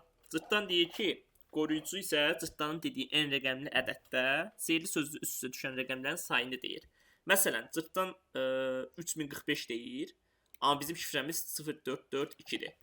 Baxır ki, bu rəqəmlərdən hansı neçə dənəsi düz yerindədir. Məsələn, 0 yerindədir, xeyr. 3 yazılıbdır, düz yerində deyil. 4 yerindədirmi? Bəli. Bir dənə 4 yerindədir, qalanları yerində deyil. Onda qoruyucu bizə cavab verir ki, cavab 1-dir. Yəni, bu rəqəmlərdən bir dənəsi düzgün yerindədir. Düzgün rəqəm düzgün yerindədir şifrədə. Deyir, isbat eləyin ki, elə bir dənə k ədədi var ki, k-dan böyük bütün n-lər üçün cırtdan 4n çıx 2023 dəfə təxmin edərək n uzunluqlu sehirli sözü tapa bilər. Bu məsələdə mənim official həll, yəni rəsmi həll çox qəribə bir həldir. Yəni onu izah etməyə dəyməz. Mən özüm daha rahat bir həll tapmışam, onu sizə göstərəcəm. Öz həllimdir, orijinal. Mənim fikrim bu idi ki, məsələni bloklara bölək və həmin blokları bir-bir həll eləyək. Yəni həmin sehirli sözü burada tapım, burada tapım, burada tapım və elə bir təxmin eləmədə tapım ki, 4n-dən az olsun. Və mən bunu araşdırdım. Dedim ki, əgər məsələn bir dənə ədədim varsa, A1 ədədi, mən bunu 9 gedişə tapa bilirəm. Yəni özüm yoxladım, belə tapdım. Əgər 2 rəqəmli kodum varsa, A1, A2, bunu 10 gedişə tapa bilirəm. 3 rəqəmli ədədim olanda biraz daha çox tapıram. A2, A3 olanda səhvim yoxdursa 12, 13 gedişə tapa bilirəm. Ya bunların heç biri mənə sərf eləmir. Çünki bir dənə ədəd tapmaq üçün 9 gediş çoxdur. 2 ədəd tapmaq üçün 10 gediş. Bu deməkdir ki, bir ədəd 5 gedişə tapılır. Yəni bu mənim xoşuma gəlmədi. Bunları izahını vermirəm çünki bunların heç birini istifadə eləməyəcəm. Oxşar məntiqlə 3 dənə rəqəmi 12, 13 gedişə tapmaq bir ədədi 4 gedişə tapmağa bərabərdir. Bu da bizim məsələni inkişaf elətdirmir. Mənə maraqlıdır ki, bir dənə ədədi 4-dən az bir gedişə tapım. 4-dən az. Və axırda yoxladım ki, A1, A2, A3, A4-ü 15 gedişə tapmaq olur. Yəni siz bir dənə rəqəm üçün 4-dən bir azcıq az gediş istifadə eləyərək tapmaq olur. Mən bunun isbatını verəcəm sizə və bu bizim məsələni niyə ödəyir? Birinci onu isbat eləyərək göstərəcəm. Deməli, taktika necədir? N rəqəmimiz var. Deyək ki, N 4A plus R formasındadır. Bu 4-ə bölünəndə alınan qiymətdir. Bu da qalıqdır. Mən onda N-i dörtlü bloklara bölə bilərəm. 4, 4, 4, bir dənə də R. R 4-dən balaca bir blokdur. Və bunlardan A dənə var. Əgər bu dörtlü blokun hər birini 15 gedişi həll eləsəm, bunu da 15-dən biraz az gedişi həll eləsəm, məsələn 12 gedişə, 12 yox 13 gedişə hesablasaq, onda bu şifrə neçə gedişə çözülmüş olar? 15A plus 13 gedişə çözülmüş olar və mən iddia edirəm ki, bir nöqtədən sonra A kifayət qədər böyük olanda bu ədəddən daha balaca olur. Yəni daha az təxmindən həll eləmiş oluram. İsbatı budur ki, 4-ün çıx 2023-dən kiçik olar. Bu da n-in yerinə 4a plus r də yaza bilərik və yaxud da yazaq da niyə də yazmayaq. 16a üstə gəlinsin 4r çıx 2023. 15a-nı sola keçirirəm, 4r-i 15a-nı sağa, 2023 və 4r-i sola keçirəndə alınır nə? 2023 çıx 13 eləyir 2010, çıxılsın 4r, kiçik bərabərdir A-dan. Yəni mən əgər A-nı kifayət qədər böyük götürsəm, yəni A-nı kifayət qədər böyük götürmək, N-i kifayət qədər böyük götürmək deməkdir. A 2010 çıx 4r-dən böyük olsa və yaxud da qısaca A 2010-dan böyük bərabər olsa, məsələ həll olur. Neçə gedişə? 4-dən çıx 2023-dən də daha az bir gedişə, yəni 15A plus 13 gedişə mən buranı hesablaya bilərəm. 15A plus 15 də yaza bilərsiniz, problem deyil. Yəni R deyək ki, 4 rəqəmli də olsa 0 olur. İndi bəs isbat edək ki, həqiqətən bu şifrəni qırma işə yarayır. Yəni bu 15A plus 13-ü həqiqətən mən şifrəni qıra bilirəm. Yəni təxmin edə bilirəm cavabı. Bunun üçün taktikam nədir? Bir dənə dörtlük üçün göstərsəm həmin taktikanı kifayətdir. Mən məsələyə başlayıram bu formada. İlk dörtlüyü 0, 0, 0 verirəm təxmin kimi. Qalan ədədlərin də hamısını 0 verirəm. Bu həmişə 0 qalır, bu blok. Sonra ilk dörtlüyü təxmin eləmək istəyirəm deyə ona 1, 1, 1 verirəm. 2, 2, 2 verirəm. Və s. 8, 8, 8 verirəm. Bu isə həmişə 0, 0 qalır, sabit qalır. Burada baş verəcək olan şey nədir? Mən bu 4 dənə rəqəmim 4 fərqli müxtəlif qiymət ala bilər. A, B, C də ola bilər, ikisi bərabər ola bilər və s. Yəni, bu 4 dənə rəqəmlə uymayan bir ədəd var. Məsələn, şifrə, bu 4 rəqəm üçün şifrə olsaydı 1, 2, 3, 4, məsəl üçün. Onda məsələn, 8, 8, 8 mənim heç birinə uymayan şifrəm olardı. Yəni, təxminim 8, 8, 8 olanda mənə qayıdan cavab ən balaca olacaq. Niyə ən balaca olur? Çünki mənim 8-lərimin heç biri 1, 2, 3, 4 ilə uyumur, yəni əsl şifrə ilə uyumur. Deməli, mənim cavabım ən balaca olacaq, nəyə bərabər olacaq? Bax, buradakı sıfırlardan neçə dənəsi uyursa bir-birinə, buradakı sıfırlardan neçə dənəsi şifrə ilə uyursa, həmin cavab olacaq. Ona da bir dənə R deyirəm. Yəni, mənə bir neçə dənə cavabı qaytarır. Məsələn, 7, 7, 7 deyəndə də cavab R qayıdacaq. 6, 6, 6 deyəndə R qayıdacaq. Amma məsələn, 1, 1, 1 deyəndə R plus 1 qayıdacaq. Çünki buradan R gəlir. Bunu heç vaxt dəyişmirəm də. Bir də bu bir rəqəm düzgün olacaq. R plus 1 olacaq.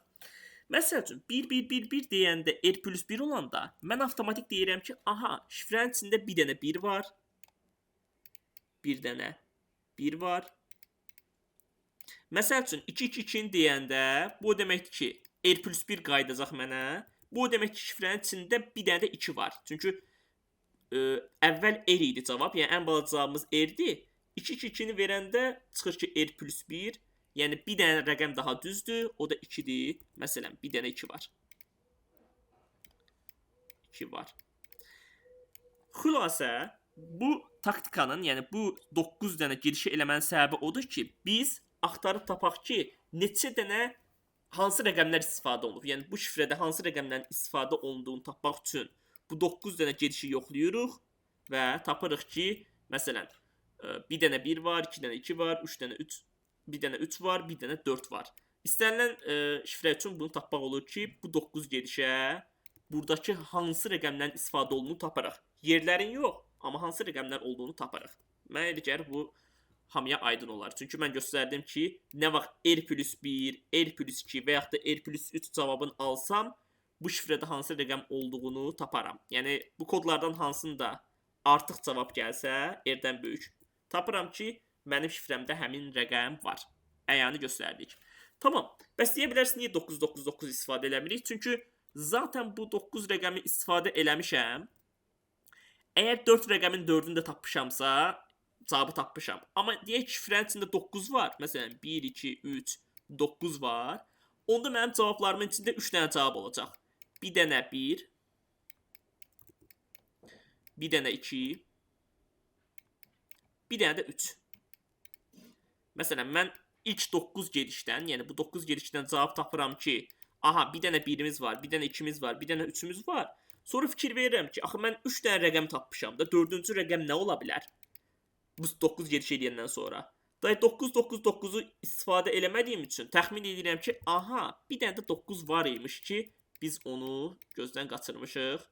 Amma onu da bir də yazıb yoxlamama ehtiyac yoxdur ki, gedişimi itirim, gediş haqqımı itirim. Əla. Deməli, 9 gedişə tapdıq bu şifrənin həllini. Yəni, rəqəmlərin sayını tapdıq. Hansı rəqəmlərin istifadə olunduğunu tapırıq 9 gedişə. 9 gediş. İndi onların yerini də tapacam 6 gedişə. 6 gedişə də onların yerini tapıram. Deyək ki, 1 rəqəmi. Həmin ədədlər A, B, C, D olsun. Bunları hallar şəklində yazmalıyam. Gəlin hallar şəklində yazaq. Birinci hal odur ki, 4 fərqli rəqəm var. 4 fərqli rəqəm olanda rəqəmlər A, B, C, D olsun. Mən A-nı və bir dənə də dummy ədədimiz olsun. Yəni, məsələn, 8. Yəni, biz bilirik ki, bu R cavabın, yəni ən balaca cavabı verən bir dənə ədədimiz var. Z ədədi var. Deyək, buna Z-dir. Həmin Z-i istifadə edəcəm.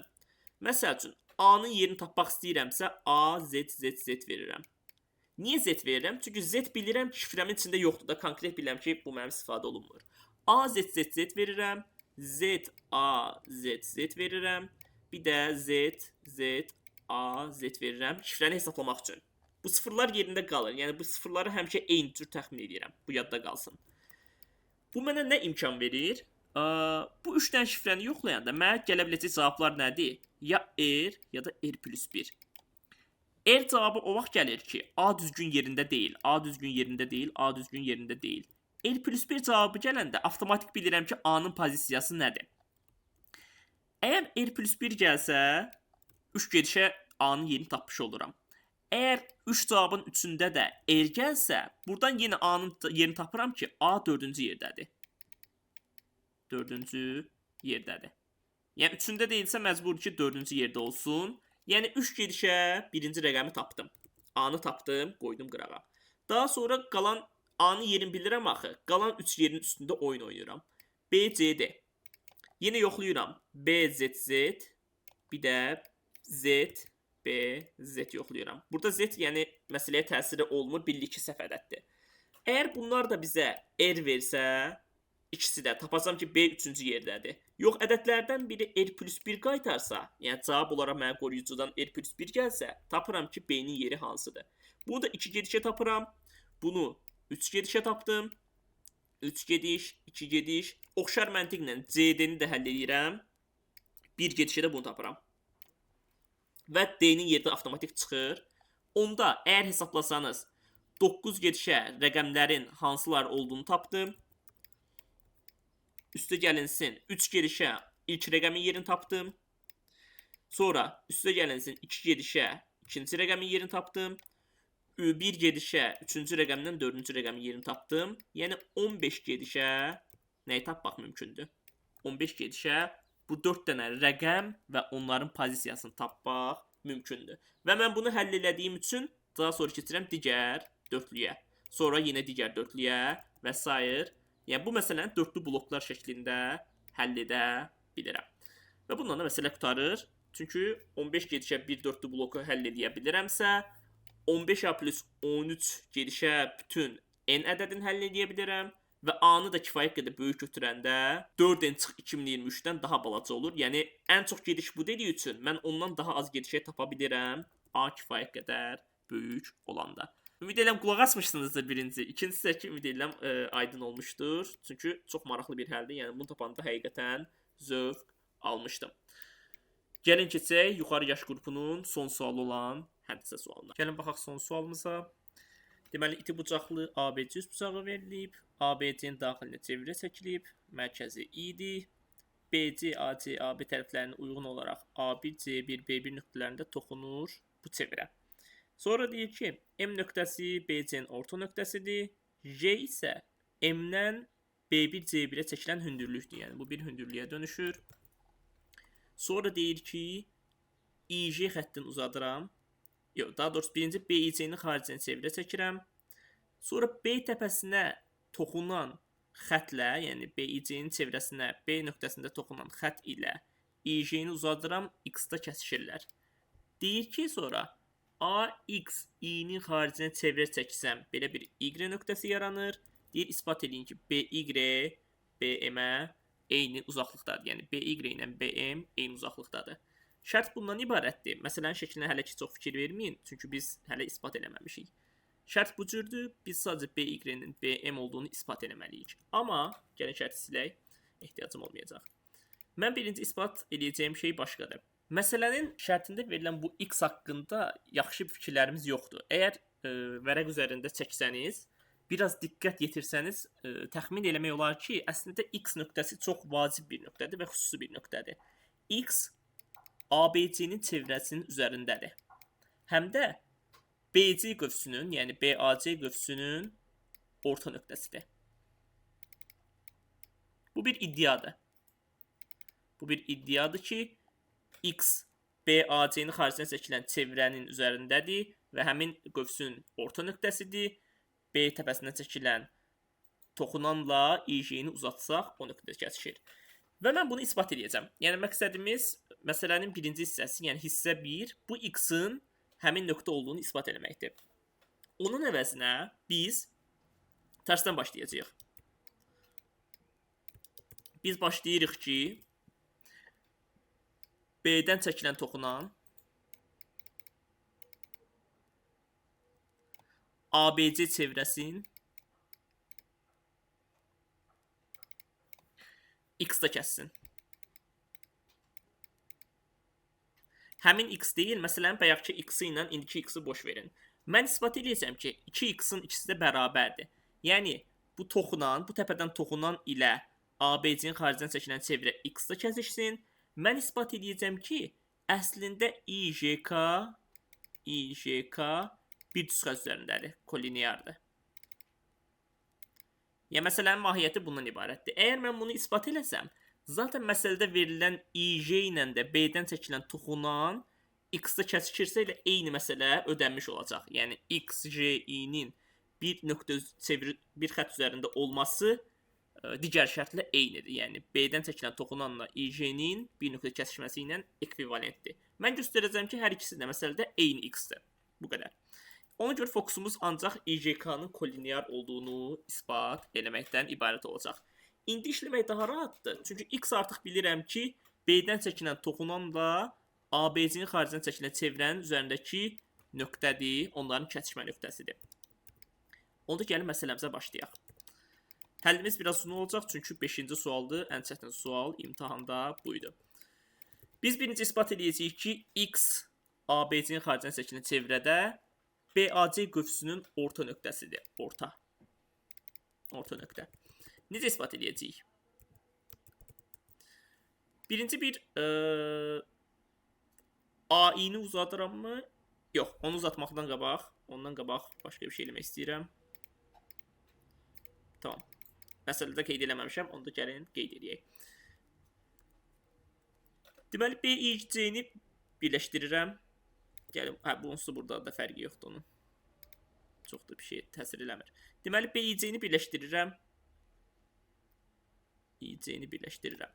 İndi BIC-nin xaricdən çəkilən çevrəyə B nöqtəsində toxunursa, biz bilirik ki, bir üçbucaq varsa və ona toxunma varsa, bu alfadırsa, bu toxunan bucaqda da bu məsafə alfa olacaq. Bu alfadır, bu alfadır.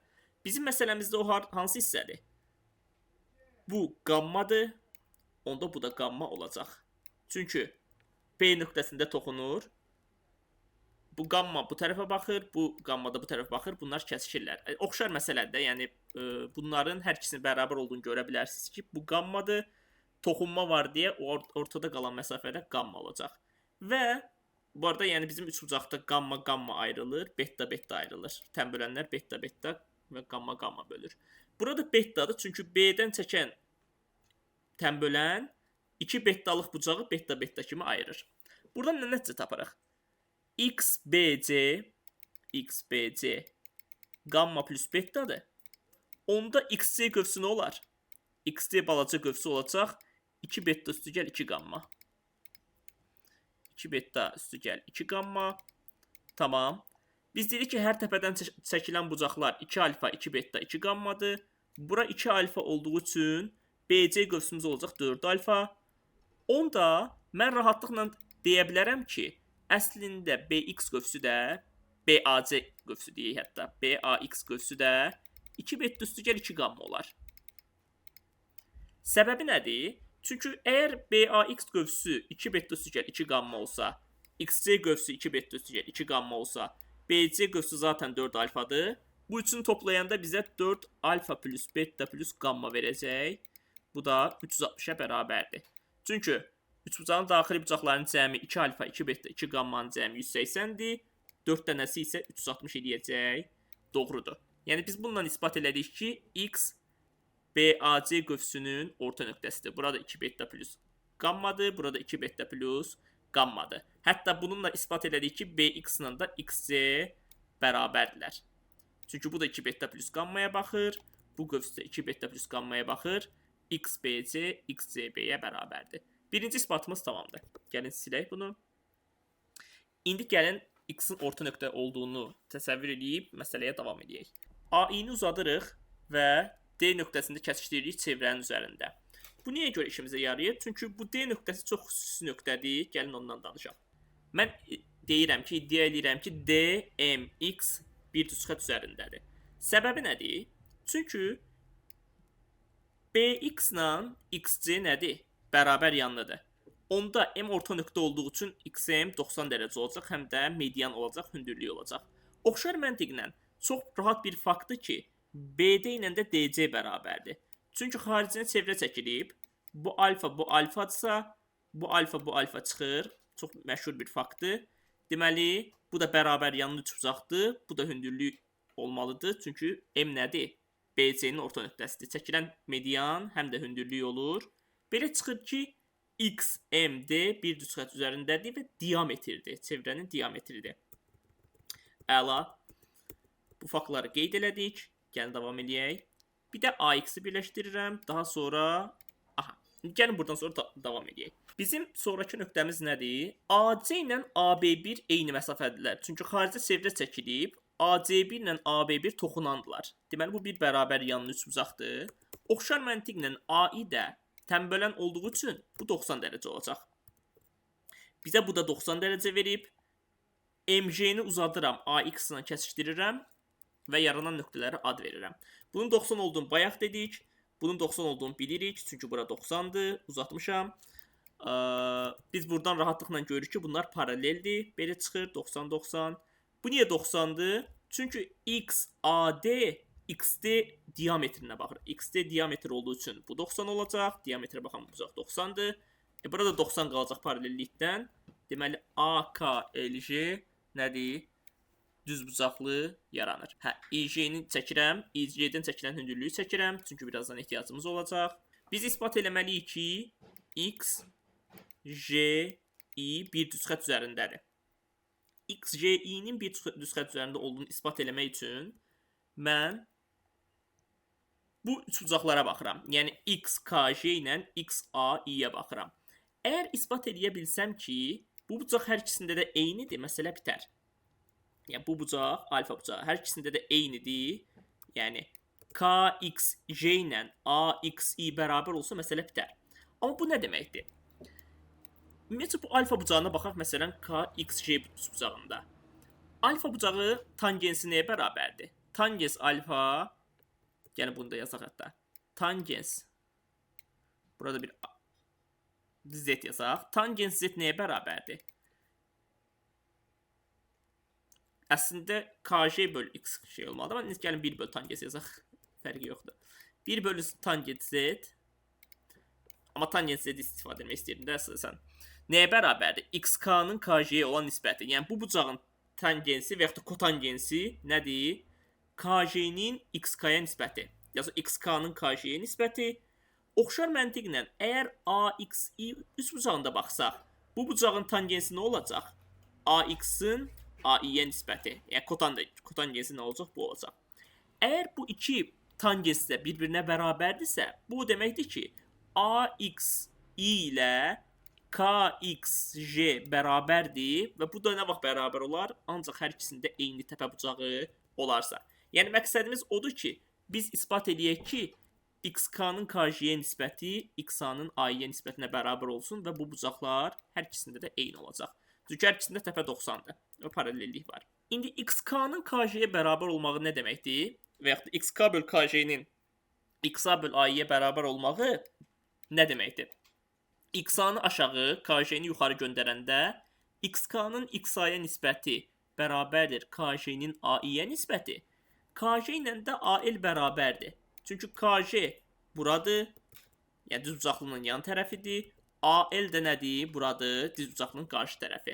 Yəni mən onu rahatlıqla əvəz edə bilərəm ki, XK-nın XA-yə nisbəti AL-in AI-yə nisbətinə bərabər olarsa, məsələn, bitər. O zaman gəlin isbata başlayaq.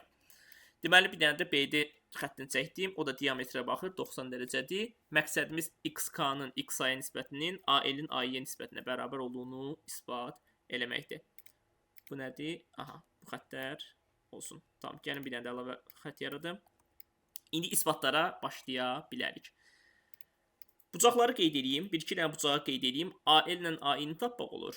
AL AI-dən başlayacağım. Bura alfadır. Bura alfadır. Bura 90, bura alfa.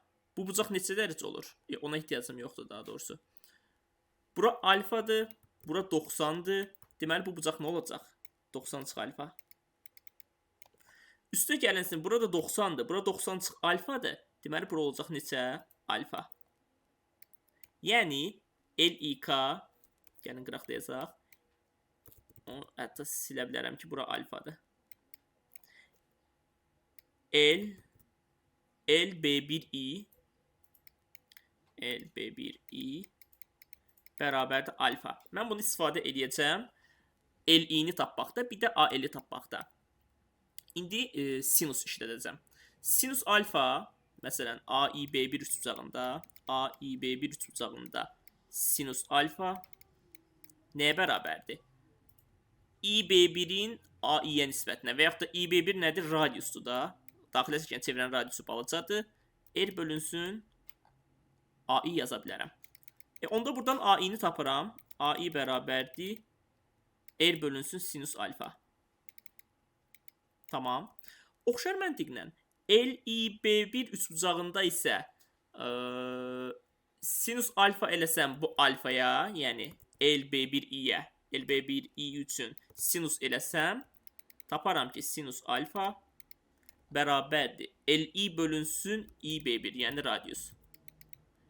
LI bölünsün radius. Onda buradan nəticə çıxır ki, LI bərabərdir, və yaxud da o nəticəni gəlin aşağıdan yazaq. LI bərabərdir. R-i sola atıram, R sinus alfa. Tamam, gəlin bu ikisini də bir qırmızı haşiyə alaq, çünki mən bunları istifadə edəcəm. Bunlar vacibdir.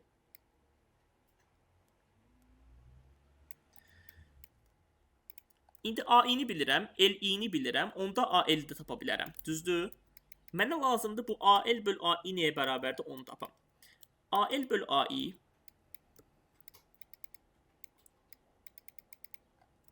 AI-yə toxunmuram, çünki AI-nin qiymətini bilirəm. AL-in qiymətini AI çıx AL kimi yaza bilərəm.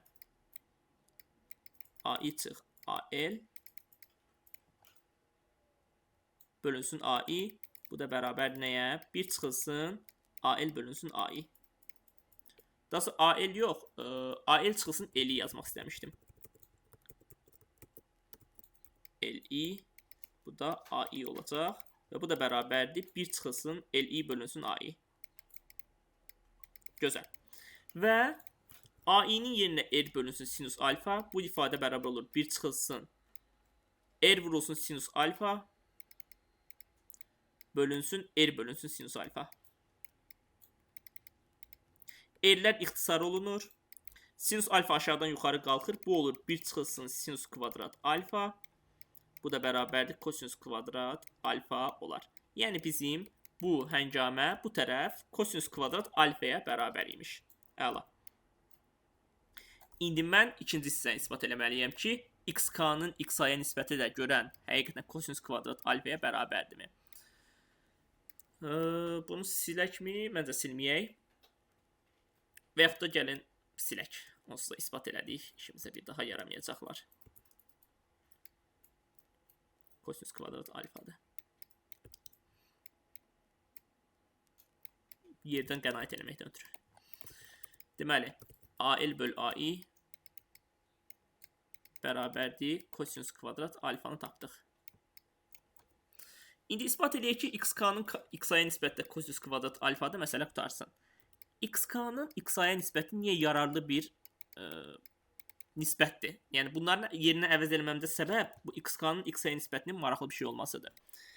Əgər fikir versəniz, x, gəlin bunu bir başqa rənglə verim sizə, daha aydın olsun. X,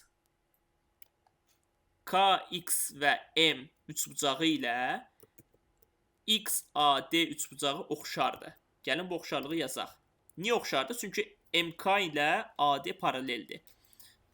Deməli, x, km oxşardır. X, ad. Səbəbi paralellikdir. Hər ikisində təpə 90 var. MK və hər ikisində də təpə bucağı bu bucaqdır. Gözəl.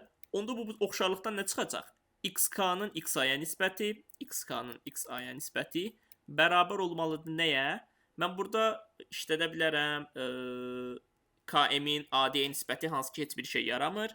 Amma XM-in XD-yə nisbəti işimə yarayacaq. XM-in XD-yə nisbətinə bərabər olması işimə yarayır.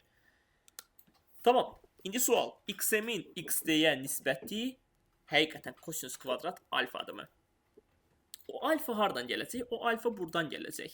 Həmin alfa ilə əlaqəmiz buradan gələcək. Və biz bütün məsələni XBD üçbucağında həll edəcəyik. Gəlin XBD üçbucağını yanakı qoyub şəklini çəkək.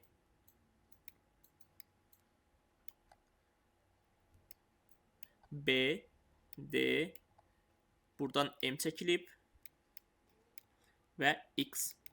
Bizə maraqlıdır və burada alfadır. Çünki bu alfa nəyə görə alfadır? Gəlin onu da izah edeyim. BXD BD qövsünə baxır və BD qövsünə də həm də BAD bucağı baxır, hansı ki alfa bucağıdır. Burada qeyd eləmişik. Onda biz sadəcə bu fiqurda, hansı ki alfa burada 90'dır, burada 90 alfadır və burada alfadır. Bu fiquru bir dəfə istifadə edəcəyik. Bu fiqurda XM-in XD-yə nisbətinin kosinus kvadrat alfaya bərabər olduğunu isbat eləsək, məsələ qutarar. Necə? Çox rahatlıqla isbat eləyə bilərəm. Mən BMX üçbucağında kosinus alfa eləsəm, kosinus alfa BMX-də nəyə bərabərdir? Bitişik XM-in BX-ə nisbətinə bərabərdir. Həmçinin də BDX üçbucağında eləsəm kosinus alfa, bu səfər BX-in XD nisbətinə bərabər olacaq. Deməli, kosinus alfa bir dəfə buna bərabərdir, bir dəfə də buna bərabərdir. Onda bunları bir-birinə vursam, kosinus kvadrat alfa bərabərdir. XM bölünsün BX, vurulsun, BX bölünsün XD. Bu da bərabərdir. XM bölünsün XD yaranar. Məsələ bununla da bitər. Çünki biz də ispat eləmək istəyirik ki, M bölünsün XD, kosinus kvadrat alfadır və ispat tamamlandı. Gözəl. Deməli, bu iki nisbət bir-birinə bərabərdir. Onda belə çıxır ki, nədir? XJI kollineardır. XJI kollinear çıxandan sonra bizə əslində maraqlı deyildi I ilə J ilə X-in bir kollinear olmağı. Bizə maraqlıdır ki, sadəcə bu X nöqtəsi həqiqətən ABC-nin xaricində çəkilən çevrənin üstündədir. Sadəcə bunu ispat elədik ki, həqiqətən də bu toxunanla bu İJ xətti bu X nöqtəsində kəsişir. Onu işlədə bilək. İndi gəlin məsələnin ikinci hissəsinə keçək. X nədir? ABC-nin xaricdən çəkilən çevrədir və İJ xətti üstündədir. Mən İJ-ni artıq atıram qırağa. birbaşa ispat edəcəm ki, həqiqətən BY ilə də BM bir-birinə bərabərdir. Y nə idi? Xatırlayaq. AXY-ni xaricinə çevir çəkirik. Y nöqtəsində kəsişir AB ilə. Deyir, ispat edin ki, BY ilə də BM bir-birinə bərabərdir. Bayaqki şəkli tamamlayırıq. Bir dənə də bu xətti çəkirik. Bundan sonra ispat edəcəm ki, BAX ilə XYD bir-birinə oxşardır. Tamam, bu nə deməkdir? BAX hardadır, XYD hardadır? Gəlin biraz qara şey çəkim, itik çəkim. Deməli, bu üçbucaqla mən iddia edirəm ki, bu üçbucaq oxşardılar. Və niyə indi bu üçbucaqla, daha doğrusu burada Y olmalıdır. BAX yox, BYX olmalıdır. Bunu düzəldək. Çok səhvdir. Tamam. BYX ilə XYD'nin oxşar olduğunu göstərəcəm. Yəni məqsədim bundandır. Çünki BY burada var. Mən əslində gəp tapacağam ki, ID ilə də BD-nin bərabər olmağı mənə kömək edəcək birazdan. Mən BM-in BY bərabər olduğunu ispat etməliyəm. Tamam, gəlin ispat edək. Bu Y-ni düzəldim bir daha çünki silinəcək. Tamam. Bəs isbatı necə edək? Gəlin bu YX çəkək. Dedik ki, AYX bir çevir üzərindədir. Onda bu bucaq neçə dərəcədir? Alfadır. Onda bu bucaq da alfadır. Gözəl. Həmin alfalar da alfadır mı? Xeyr, alfa deyil. Alfa olan budur. Bu bucaq alfadır. Hər ikisi də Y qövsünə baxır. Baxın bu qövsə. Bu qövsə baxır. Bu alfadır, bu alfadır. Bayaqlar ispat elədik ki, zaten bu bucaq da alfadır. Düzdürmü? Çünki BXD ilə də BAD, BD qövsünə baxırlar. İndi hər ikisi alfadırsa, bu ortadakı hissə hər ikisində də eynidir də, düzdür? Biz onda buradan razılığa gələ bilərik ki, onda bu bucaqlar bərabərdir. Bu bucaqla bu bucaq bir-birinə bərabərdir. Tamam. Bir dənə bucaqları bərabər tapdıq. İkinci bucaqlarının bərabər olduğu açıq isbatdır. Çünki bu bucaq nöqtə qoysaq bu bucağa AX qövsünə baxır. Həmçinin bu bucaq da AX qövsünə baxır. AX qövsünə baxır. YBX. Onda biz isbat elədik ki, BYX ilə həqiqətən XYD nədir? Oxşardır. Gözəl.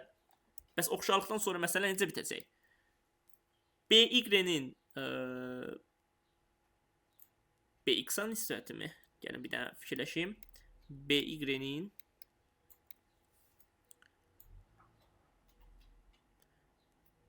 yəqin ki, BX-a nisbəti olmalıdır. BY-nin BX-a nisbəti, BY-nin BX-a nisbəti. Bu üç bucaqda isə ID-nin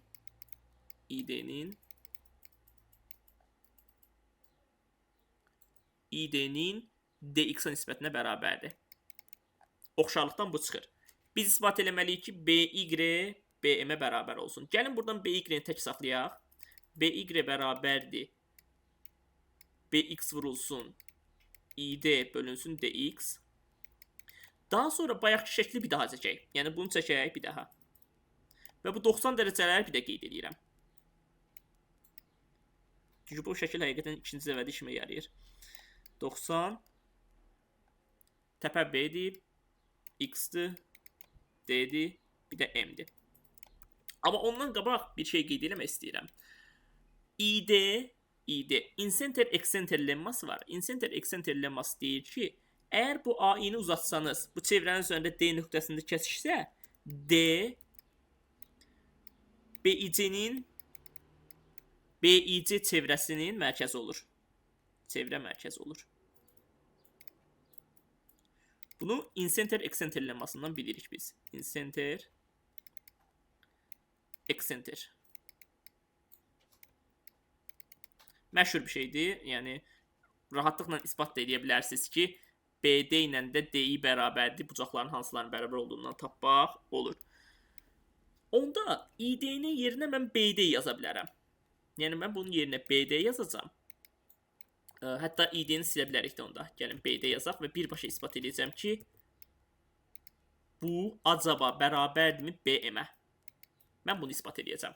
BM-ə bərabər olduğunu isbat edəcəm. Hansı ki, bu xəttə bərabərdir. Tamam. Bunu isbat eləmək üçün nə edəcəyik? Bura alfadır. Bura 90 alfa, burada alfadır. Oxşarlıqlarımız var əlimizdə. Mənə BX lazım deyil. BD-nin DX-a nisbəti maraqlıdır. BD-nin DX-a nisbəti maraqlıdır. BD-nin DX-a nisbəti maraqlıdır. Tamam. Deməli BDM-lə səhvim yoxdursa BDX-in oxşarlığından nə yaza bilərik? Yaza bilərik ki, hipotenus BD-nin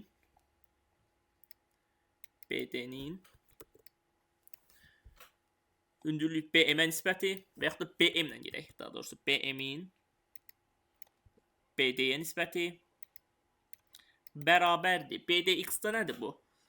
Deməli, BM-in BD-yə nisbəti işlətdik. 90 alfanın hipotenuza nisbəti həmçində bərabərdir nəyə? Böyük bucaqda 90 alfanın qabaq BX-in hipotenuza nisbəti, yəni DX-a nisbəti. Biz buradan BM-i çıxardırıqmı? BM nəyə bərabər olur? BM bərabərdir BD vurulsun BX bölünsün DX.